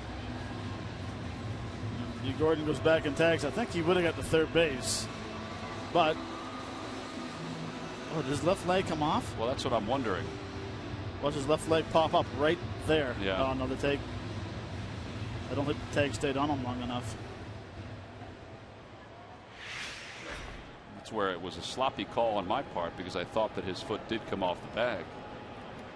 So 1 out, runners on first and second. Bohr is 2 for 2. Chopper foul, 0-1.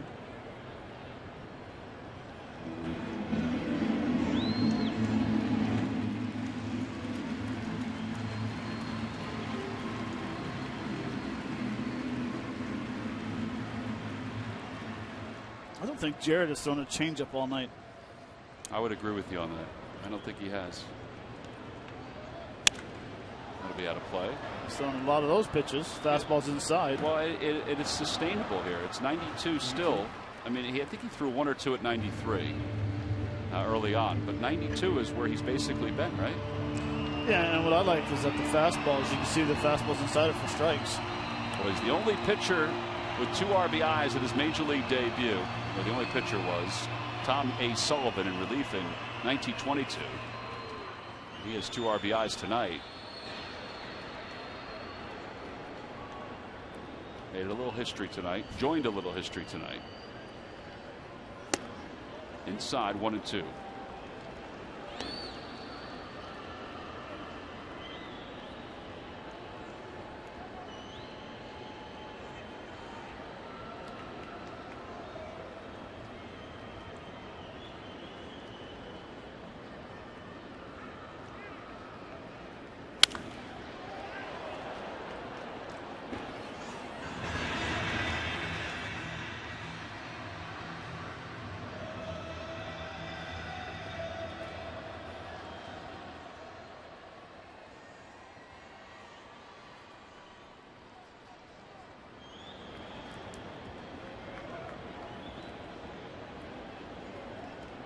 Ball, 2 strikes to Justin Bour.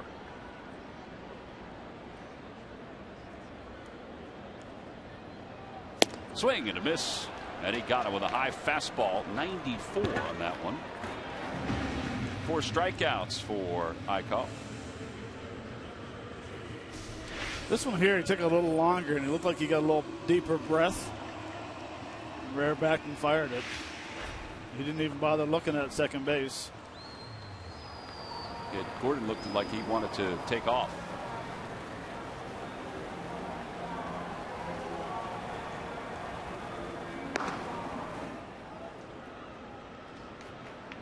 Here's Marcell Ozuna, who is 1 for 2. Doubled his last time up.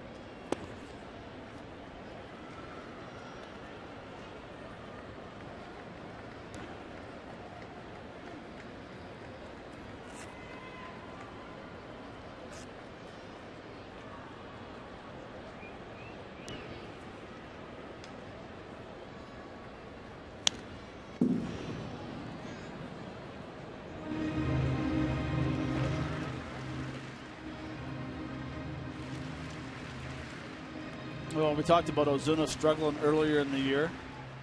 I think he's got his confidence back. You can tell by every swing he's taken. Yeah, but Kenny carried over to whoever they play in their next series. That's a good point.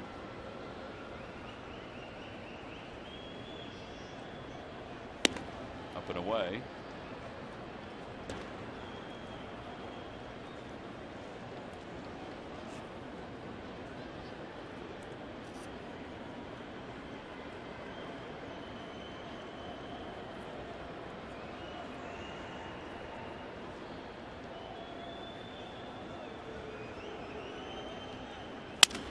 Broken bat, and it's a foul ball. Ted Barrett was right on it. It was close, but it looked like a foul ball from up here, and it's 2-2.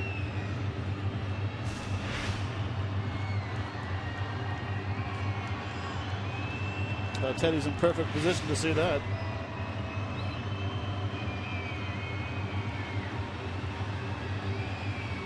Watch every out-of-market game live or on demand at True HD on over 400 mobile and connected devices with MLB.TV Premium.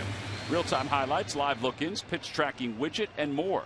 Every night on every device. Blackout and other restrictions apply. Visit MLB.TV for details. Well, let's see if Jared Eichhoff can finish off Marcell Ozuna with 2 runners on base here in the bottom of the 6th inning.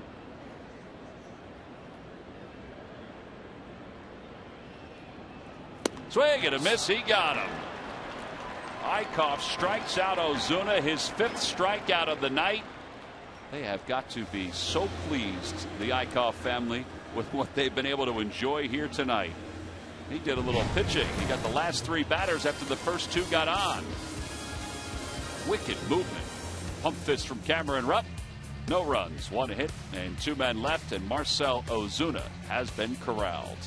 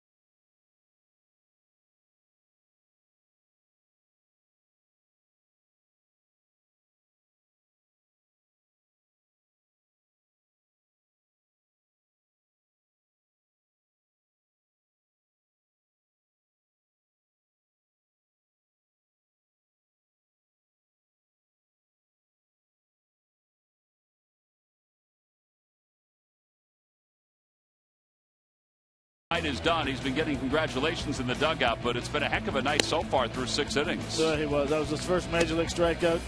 Coming back, throwing some very good sliders. Had very good control of his off-speed tonight. That was a 94-mile-an-hour fastball, then Ozuna with the slider. And oh, by the way, just a 2-run knock. Family showing some excitement. So there he is, getting congratulations from Frenchie and teammates and coaches. Yeah, Bob McClure just said nice job, and he's probably done, even though he is way below his pitch count from his normal AAA starts. Phillies are not the only team that does this, though. I mean, around baseball, guy makes his major league debut, they think, oh, let's get him out of there after 6 innings or sometimes even 5 innings. Odubel Herrera leads it off here in the top of the 7th. And it's 2 balls and no strikes. I wonder why that is. I mean, you want him to leave the game with a goose egg? I think that a good feeling. I don't agree with it all the time. I really don't. But that's the only thing I can think of.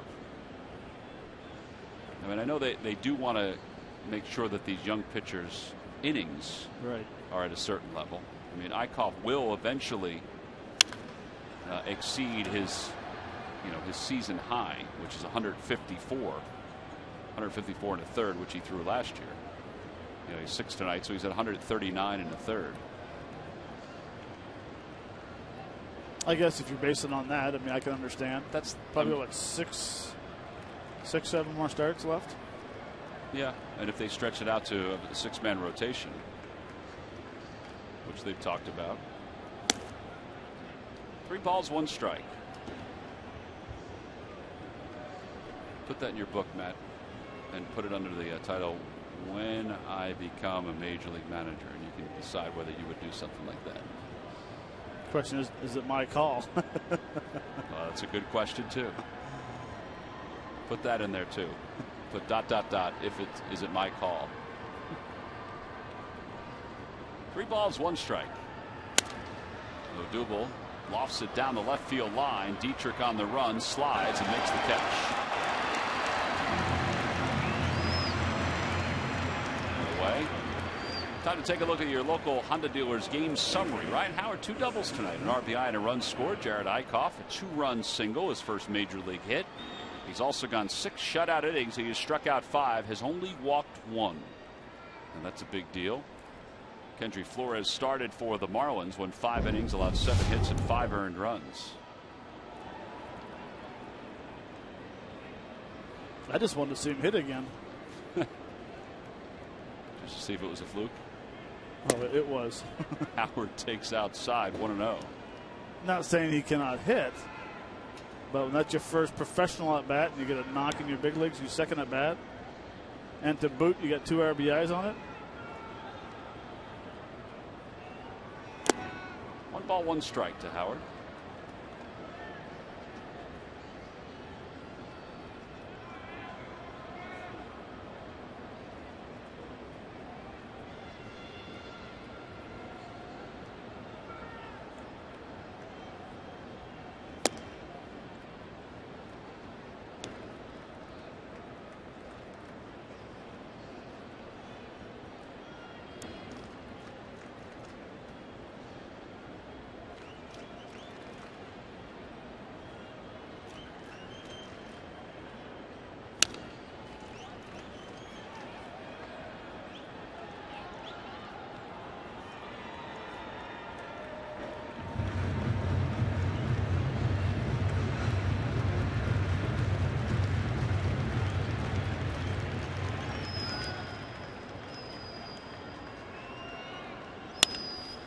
Down the left field line, Ryan Howard trying to pick up his 3rd double of the evening. That one slices foul. Later tonight on State of the Union, Amy Fadul sits down with the Union's 23-year-old goalkeeper, Brian Silvestri. Find out why he chose the MLS over a promising college football career. Plus, Ray Gaddis is mic'd up. Watch State of the Union tonight at 11:30, right here on Comcast Sportsnet.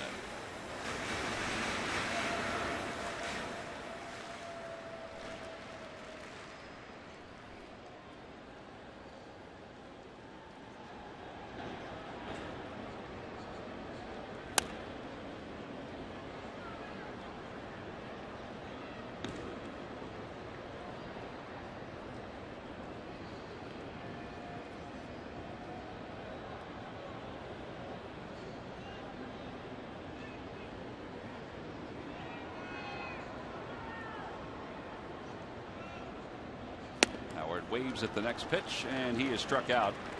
And they're 2 away. And Cody Ashley's coming up. Cody needs a hit.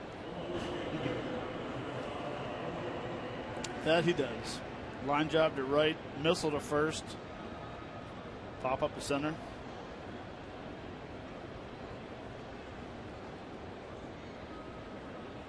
I'd like to see another homer.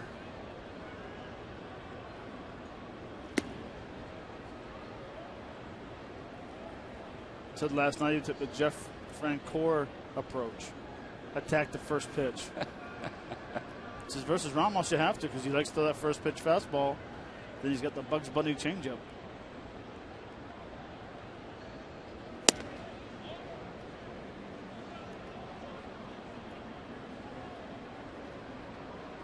I thought Will Little, the home plate umpire, has had a very good strike zone tonight. Very good. And it hasn't deviated at all. It's been pretty consistent. Actually fouls it away. It's 2-1.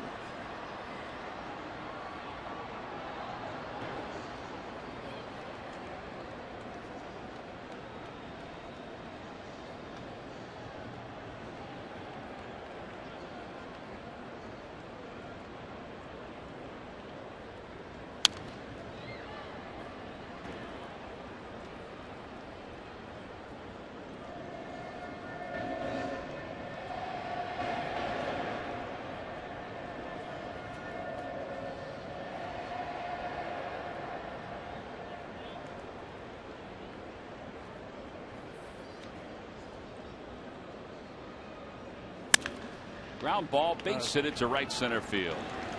So Cody does get a base hit. And Dominic Brown will get a chance to bat here in the top of the 7th inning. Tomorrow we'll be on the air at the same time. Aaron Harang will start for the Phillies. 7 o'clock on Comcast Sportsnet.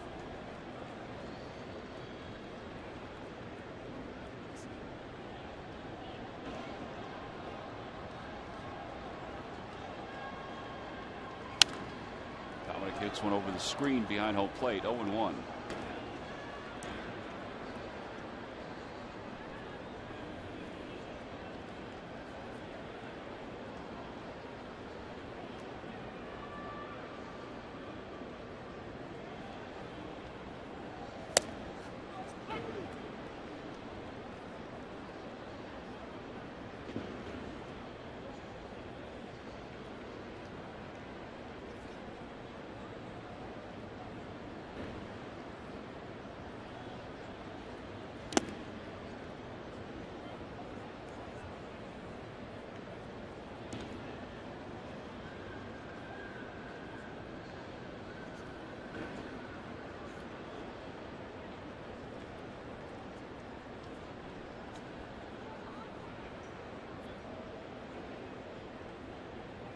Dominic chops it to the right side. Gordon to his left, gathers himself. No runs, 1 hit, and 1 man left for the Phils. It is time to stretch here at Marlins Park. Phillies lead at 6-0, and it looks like they'll go to the bullpen.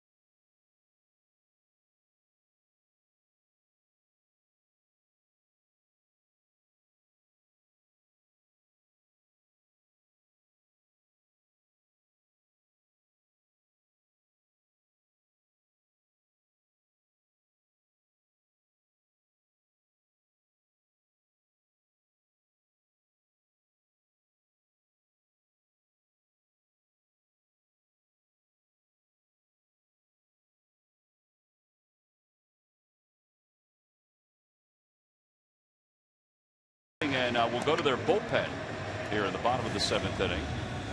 Every time the Phillies retire the opposing team 1, 2, 3, Comcast will make a contribution to Phillies charities. Phillies baseball is brought to you by Xfinity, the official entertainment provider of the Philadelphia Phillies.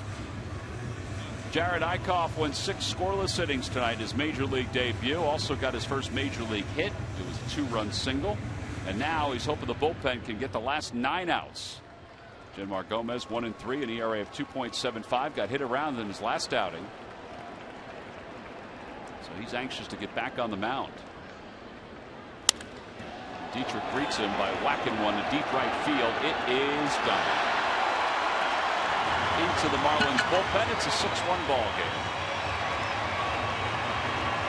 Second home run of the year for Dietrich.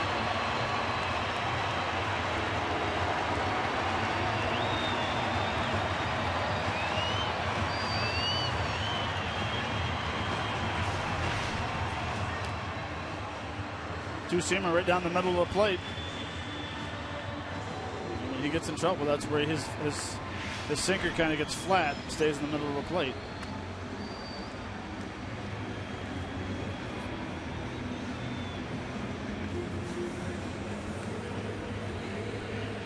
Well, now Real Muto, who's 0 for 2, he's popped out and struck out.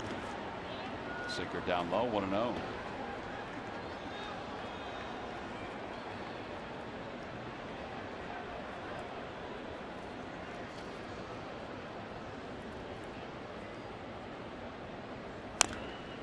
Marlins, of course, are without their biggest weapon, Giancarlo Stanton, and also the Gold Glover in left field last year, Christian Yelich. He's out with a knee injury. Stanton's been out since June 27th. He had a setback, they said, yesterday. He still has soreness in his wrist and his hand, where he had the hamate bone injury. Up and in, 2-1. He said his goal is to go 7 days of hitting off a machine without any pain. And he said he had pain the last couple of days, so they've tamed him a little bit. They've backed him off. So he must be sore from the surgery then. That's what I was thinking. Because that bone's gone. Bone's gone.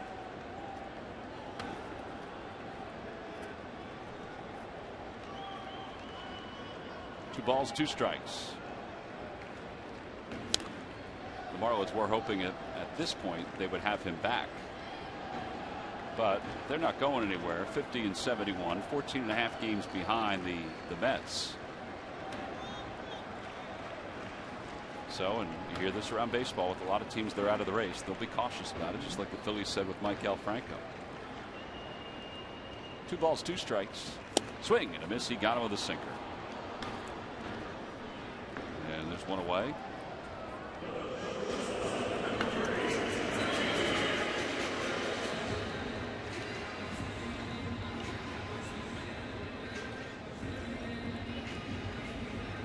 So with 1 man down, it'll bring Echeverria to the plate. Bear Claw is warming up in the pen. Great name. You look at it, and that's not the way you think it's pronounced, but it is Bear Claw. Echeverria has popped out to second, flied out to center. Murph, speaking of Maikel Franco, Pete Buchanan actually gave us a little bit of good news today about Maikel, possibly. Yeah, a little bit of an update on his condition. Pete was asked today about how he was progressing. He said, well, actually, he got word today that it is possible that he may come back, be able to come back this year. They originally thought with that broken non-displaced fracture in his wrist that his season would most definitely be over. But Pete said today it's still up in the air that he might be able to come back. He said there was a chance that he could play this year. He was talking about how nice it would be to get that bat back in his lineup. You see the numbers for the season for Maikel Franco, and you can bet that he would like to get back out there on the field too. Talk about Rookie of the Year was just really heating up around Maikel Franco when he went down with that injury. So you see it's still wrapped right now, and the Phillies are going to obviously be cautious with Maikel Franco, but there was a little bit of optimism today from Pete Buchanan saying that perhaps sometime in September we'll see him again. Now that is good news. He's been out doing a little cardio each and every day. He's been doing sprints. Did it yesterday, did it again today out in right field. Must be the reason why his hat's fitting better. I think he did get a bigger hat. Got a bigger hat. You know, they said at one point they needed to get a bigger boat on Jaws. Well, he needed to get a bigger hat. The key for him is that when he leaves the season, make sure he's healthy. Positive note when he leaves. Another ground ball foul, and it remains 2-2.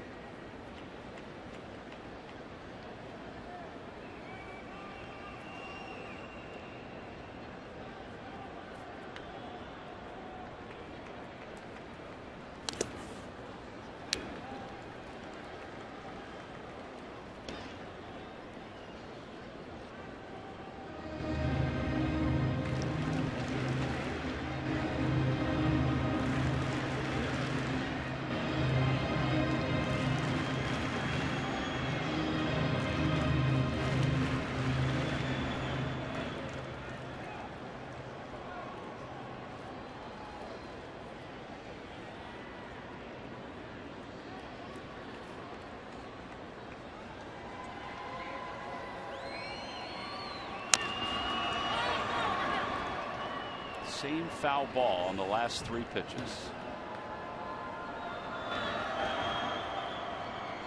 It just shows you how good Gomez's sinker can be when it's on. And it's usually on. But you get a lot of foul balls just clipping the top of the baseball. A lot of swing and misses. Not for that same pitch, but a changeup. Same location. Outside. 3 balls, 2 strikes to Echeverria. Casey McGee has come out of the on-deck circle to pinch hit. That'll leave the Marlins with only Jeff Mathis after McGee bats.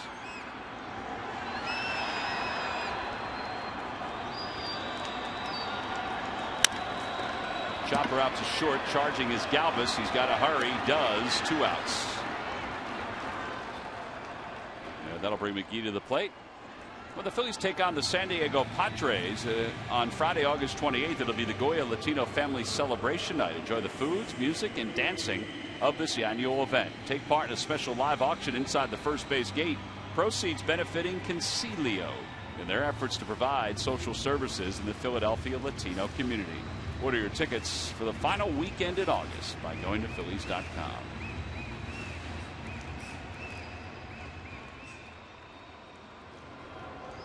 Casey McGee hitting .197 in his time with the Marlins. Traded to the Giants, and tonight's starting pitcher came over from the Giants in that trade back in December. It didn't work out with San Francisco, which the Giants are actually thankful for right now.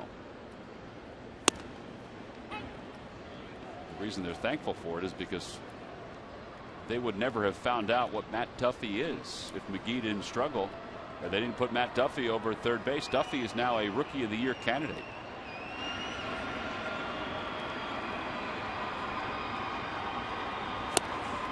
One ball, 2 strikes. A good sinker right there. That's where he gets a lot of swing and misses.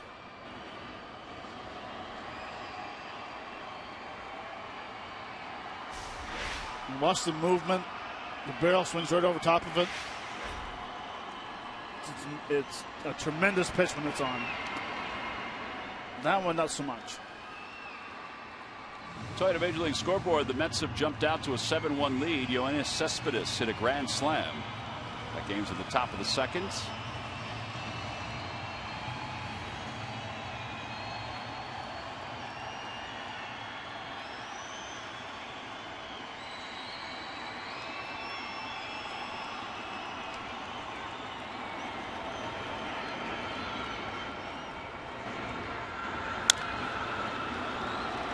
Hernandez is there around the second base bank. Side is retired. A run does score, though, on the home run by Dietrich. First run of the night for the Marlins. We'll go to the 8th inning. The Phillies on top by 5 over Miami.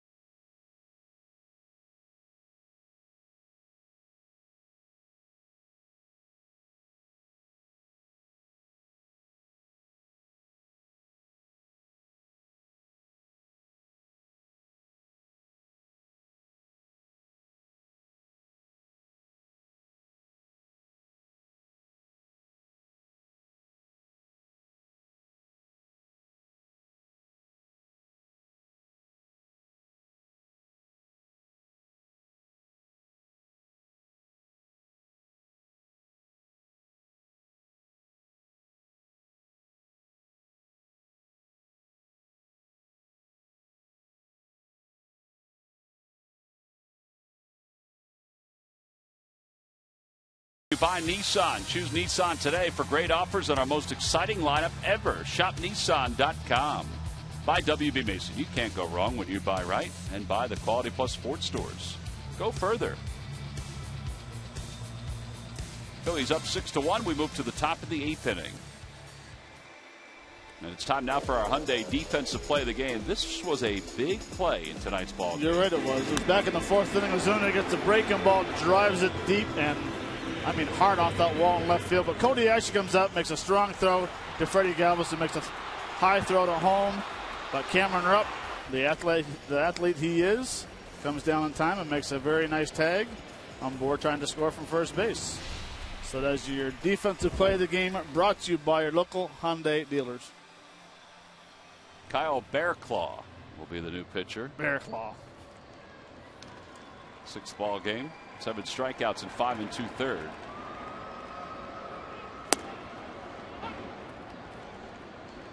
Fires one in for strike 1 to Galvis. Galvis is 1 for 3. Or I should say 1 for 2. A sac fly and an RBI single.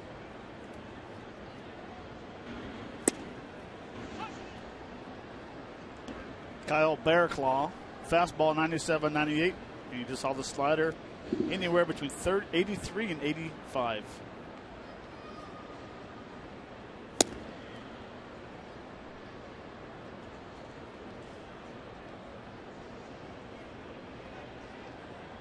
Pretty good scouting report, 97-98. It's right to the point. Echeverria. Boy, he's got a strong arm. Good one hands. Away. Cameron Rupp is coming up. It's time for the Major League Notebook. Murph, take it away. All right, thanks, Tom. Brought to you by St. Joseph's University. And saying they needed to inject a little more speed and youth and athleticism, the Washington Nationals have called up Trey Turner. He's one of the organization's top prospects. He's 22-year-old. He was in the movies when he got the call that he was going to make his big league debut. In 48 AAA games this year, Turner batted .314, 14 stolen bases. He's projected as a leadoff guy for the Washington Nationals. And we told you last night that Marlon Byrd was going to be joining the San Francisco Giants. He was in their lineup tonight and made an immediate impact, batting 5th and playing right field for the Giants tonight. The first hit at bat for him in a Giants uniform, a 2-run home run for Marlon Byrd. And at last look in the 6th inning, the Giants were up 6-2 in that one. And so Byrd having an instant impact as he's playing for Hunter Pence, who is on the DL right now and healing right now. But Marlon Byrd will be filling in for him for the time being. So doing a nice job so far, guys. Yeah, a lot of the story today about Byrd going to the Giants. Obviously, the Giants-Dodgers have this great rivalry. And it was pointed out rather emphatically in the interview with Byrd that he has good numbers against the Dodgers and at Dodger Stadium. And obviously the Giants are trying to catch the Dodgers, who they trail by 2.5 games. And the addition of Trey Turner, what does that mean for Ian Desmond? Here's Darnell Sweeney, who takes strike, 0-1.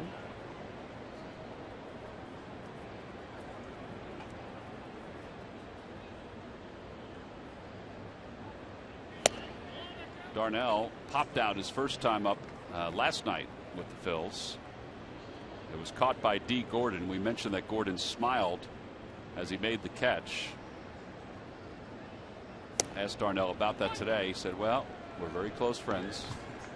We work out together in the off season because D is down here in Florida and Sweeney lives in Florida, in Hollywood, about 20 minutes away. Swing and a miss. That ball's in the dirt. Real Muto will dig it out and fire to first. And the side is retired. 1-2-3. Go the Phils here in the top of the 8th inning. Sweeney's good friend D. Gordon will lead things off when we come back for the bottom of the 8th.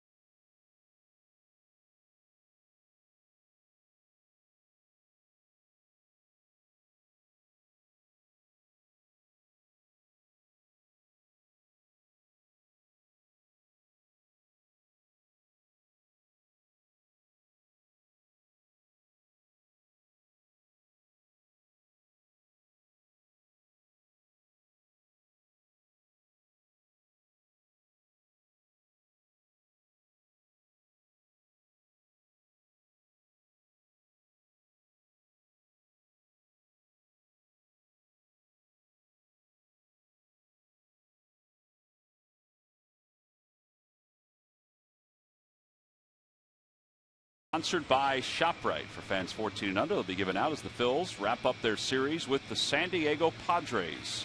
Tickets can be purchased for all 3 games against the Padres by going to Phillies.com, and you can capitalize on that great giveaway. Phillies up 6-1, bottom of the 8th inning. Jenmar Gomez is credited with 1 inning, 1 hit, 1 run. And now Luis Garcia will take over. First pitch to D. Gordon is taken outside. Garcia 3-4, 3.46 ERA. No other changes for the Phillies.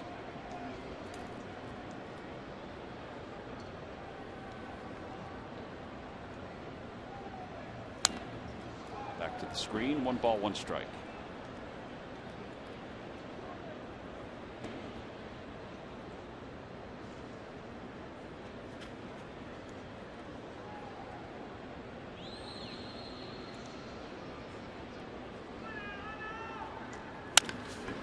That's going to be a tough play. Hernandez gets to it, but there's really no way you can throw out D. Gordon once he gets rolled. He's been on base 3 times tonight. It's his 6th straight multi-hit game.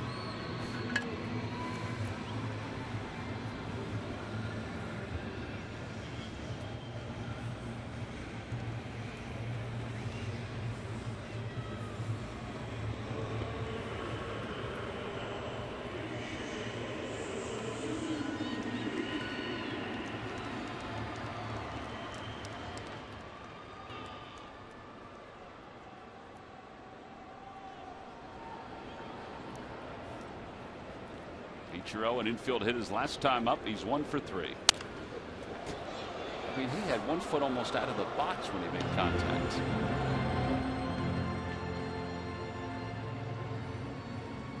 I watched him take batting practice today, and it was line drive left field, home run to right. Let's see Ichiro swing. That's in the hole left side. He's got 2 hits tonight. Runners on first and second.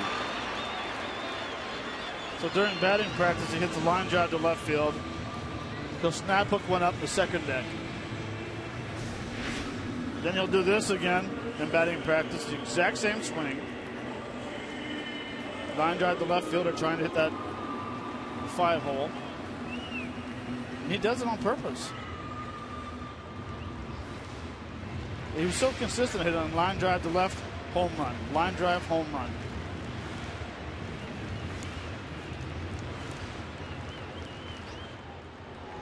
And obviously his game has slowed down a little bit, but it's pretty sharp still. His average is only at 265, lifetime 300 hitter. Prado takes strike 1, 0-1, a slider from Garcia. 8 hits now for the Marlins.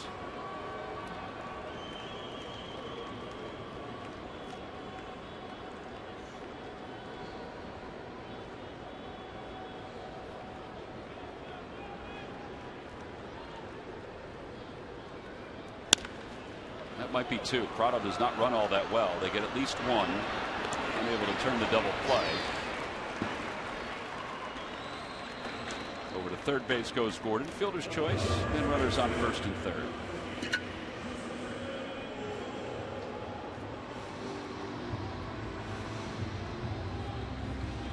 Justin Bour has 2 hits tonight.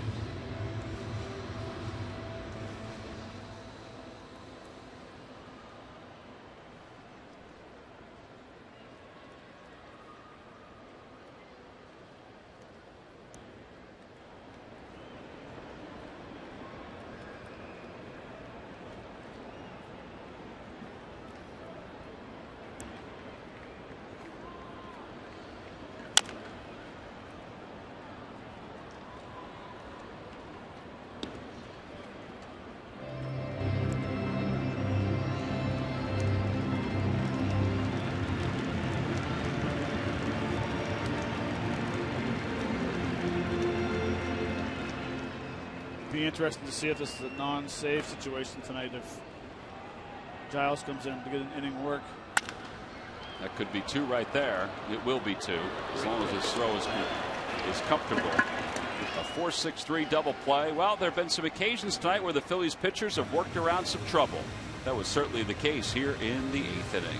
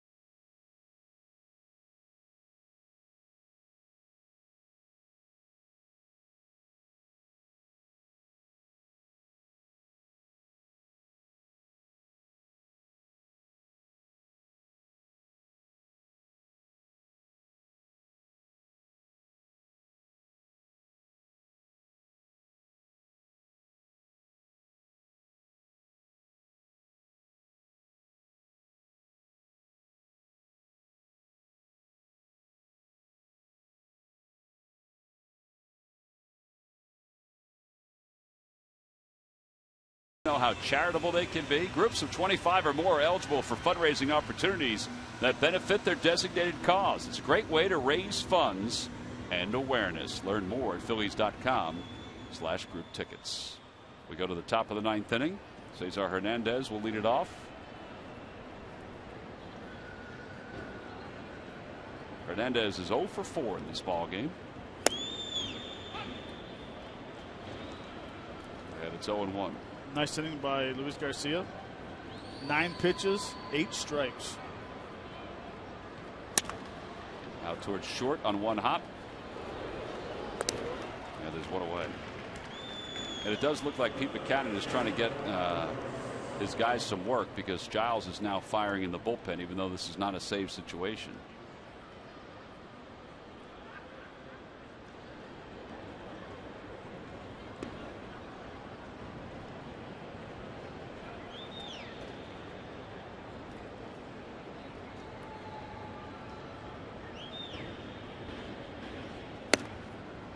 Takes outside, 1-0.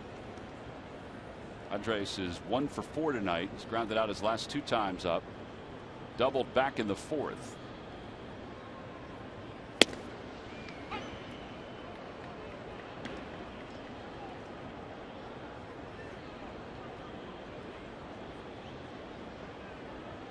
I like Whitey, how he stands close to home plate and he steps in the bucket just a little bit. Right foot will go out a little bit. Now, as a hitter, are you leery about when he gets into a bad habit and stepping out even more? Because he does it initially just a little bit. He does it a little bit. The only time I always call it the starting the motorcycle. Mm-hmm. See how his leg goes up and goes down at a pretty good speed? If you think about starting a motorcycle and you really push down hard on that thing to start the bike, that's when you get in trouble. That's when you land so heavy on the front side. But I don't think his stride is usually the same. I think he was going for that 448 sign.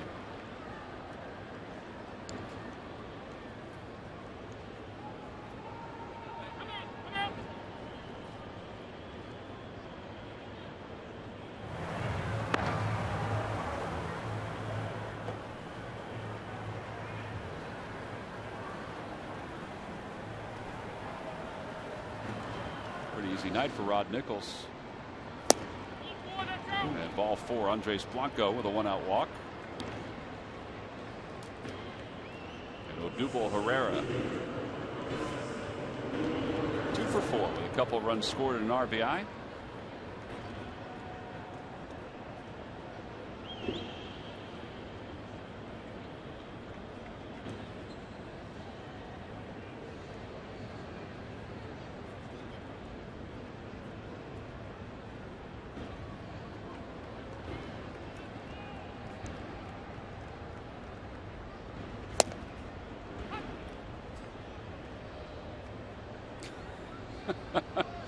know what he just did.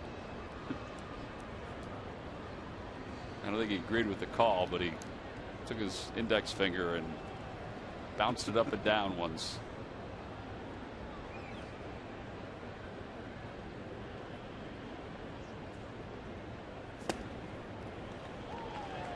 Oh, 2 to Herrera. Odubel with 25 doubles this year. He's hit now in 21 of his last 22 games. 25 doubles and 14 stolen bases. The last guy to do that in his rookie season was Jimmy Rollins back in 2001.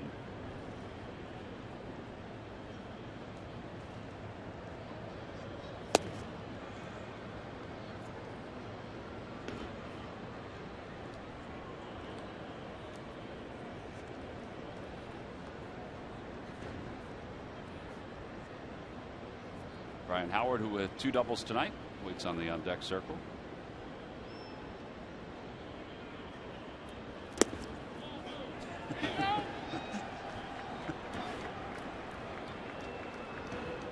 It's 2-2. I mean, really? he's going one. No, and he tells the home plate umpire no, and then he says, no. He and Angel Hernandez had a back and forth yesterday during the game. Can't believe that nobody has said anything to him. Maybe they have down on the field. I mean, not in the Phillies dugout. Chopper right at the mound. Bearclaw has it, throws to second for 1. And Hernandez is safe at first.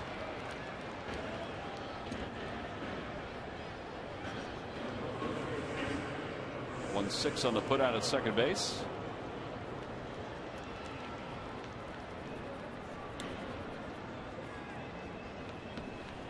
Stay tuned after the game. Marlon Anderson gives his insights plus a full breakdown of tonight's matchup only on Cure Auto Insurance presents Phillies Postgame Live.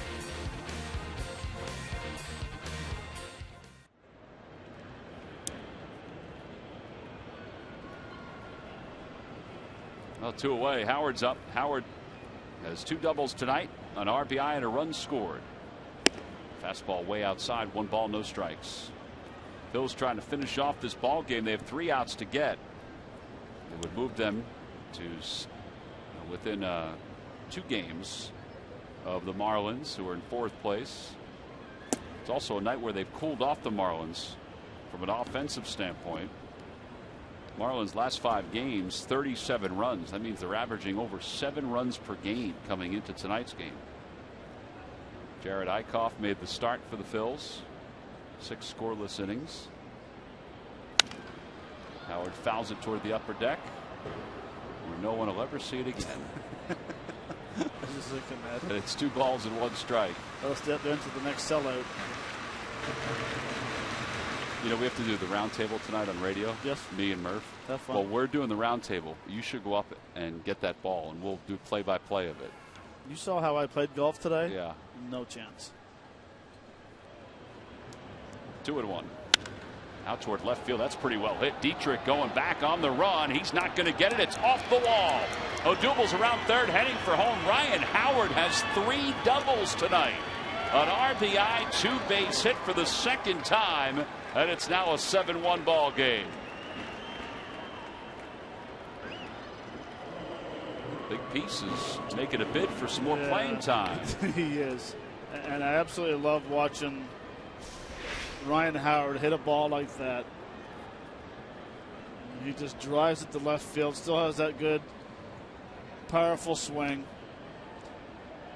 That is a home run in a lot of ballparks. Oh, absolutely.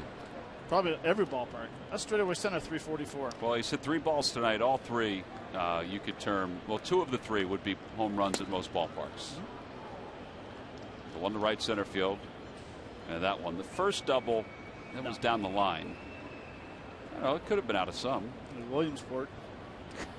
Well, California team hit a bunch of them today. Why not Ryan Howard? 0-1 pitch to Cody Ashe. Oop, he was thinking something else, and he swung like it was a fastball, and it's 0-2. I just think when Ryan Howard's hitting the ball You know, the one I'm impressed with is the one he hit down the third base line. That two-seamer low and away instead of rolling over.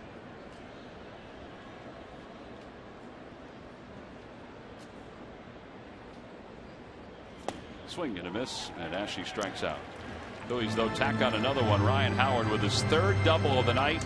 He now has 27 doubles on the season. It's 7-1 Phillies.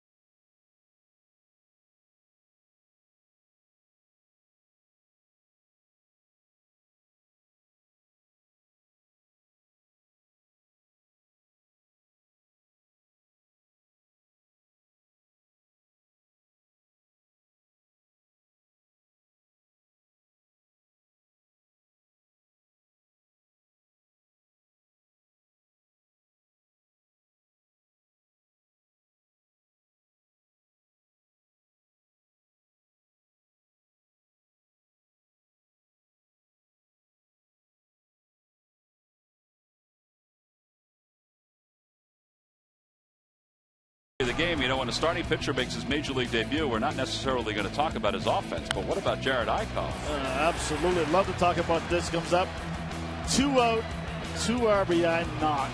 I mean, you get your first major league start, your second major league at bat, you get a knock for 2 RBIs. That's why that's your WB Mason delivery of the game. Now, the other thing about Eichhoff tonight, who pitched through 6 scoreless innings, is that he did get hit in the hand early on a ground ball by Justin Bour. He said he was fine, and obviously he looked fine the way he pitched tonight. Hector Neris is going to take over, not Ken Giles. Giles was throwing in the pen, but it will be Neris who will pitch here in the bottom of the 9th inning.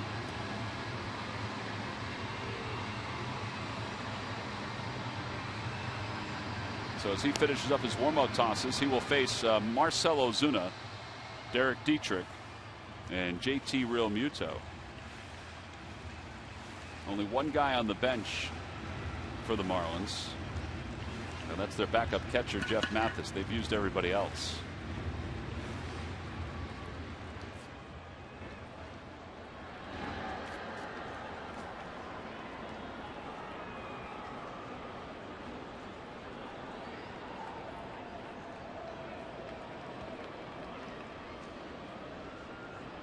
First pitch is upstairs. 1 ball, no strikes to Ozuna.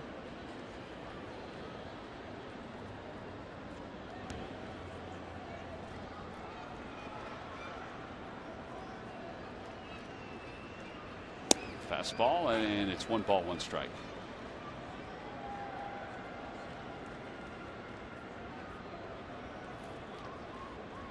Ozuna's 1 for 3. Sinker low, 2-1.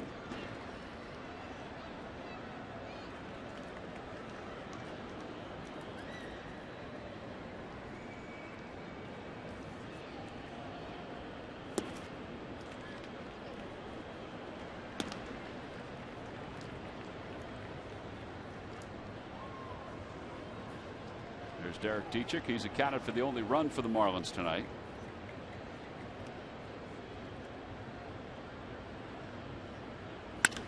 Out to right field, Dominic Brown is there. One out. Derek Dietrich is coming up. Well, your key tonight, one of the keys, was taming Marcell Ozuna. Now, he did get a double tonight, but he's also popped out, struck out, and flied out. That's good. Step in the right direction. Very good. Can I use that tomorrow? Yeah, use it tomorrow.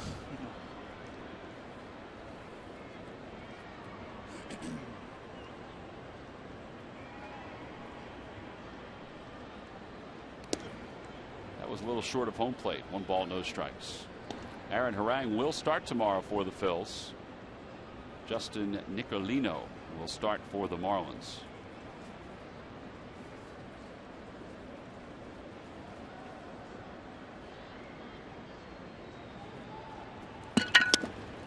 Talk about a sea of change for the Marlins. They're starting 5 at the beginning of the year. Included Latos, Herron, Alvarez, Kohler, who's still there.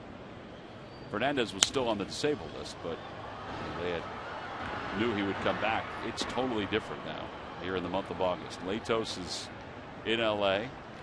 Herron's in Chicago. Fernandez is on the disabled list. A bicep injury. Alvarez surgery. That's a shame, boy. I thought he was pretty special. Dietrich strikes out, and there are 2 outs. Alvarez may never be the same. Shoulder surgery is very difficult to come back from. JT Realmuto, last man standing in the way of a Phil's victory, and for Jared Eickhoff to pick up his first major league win in his initial start.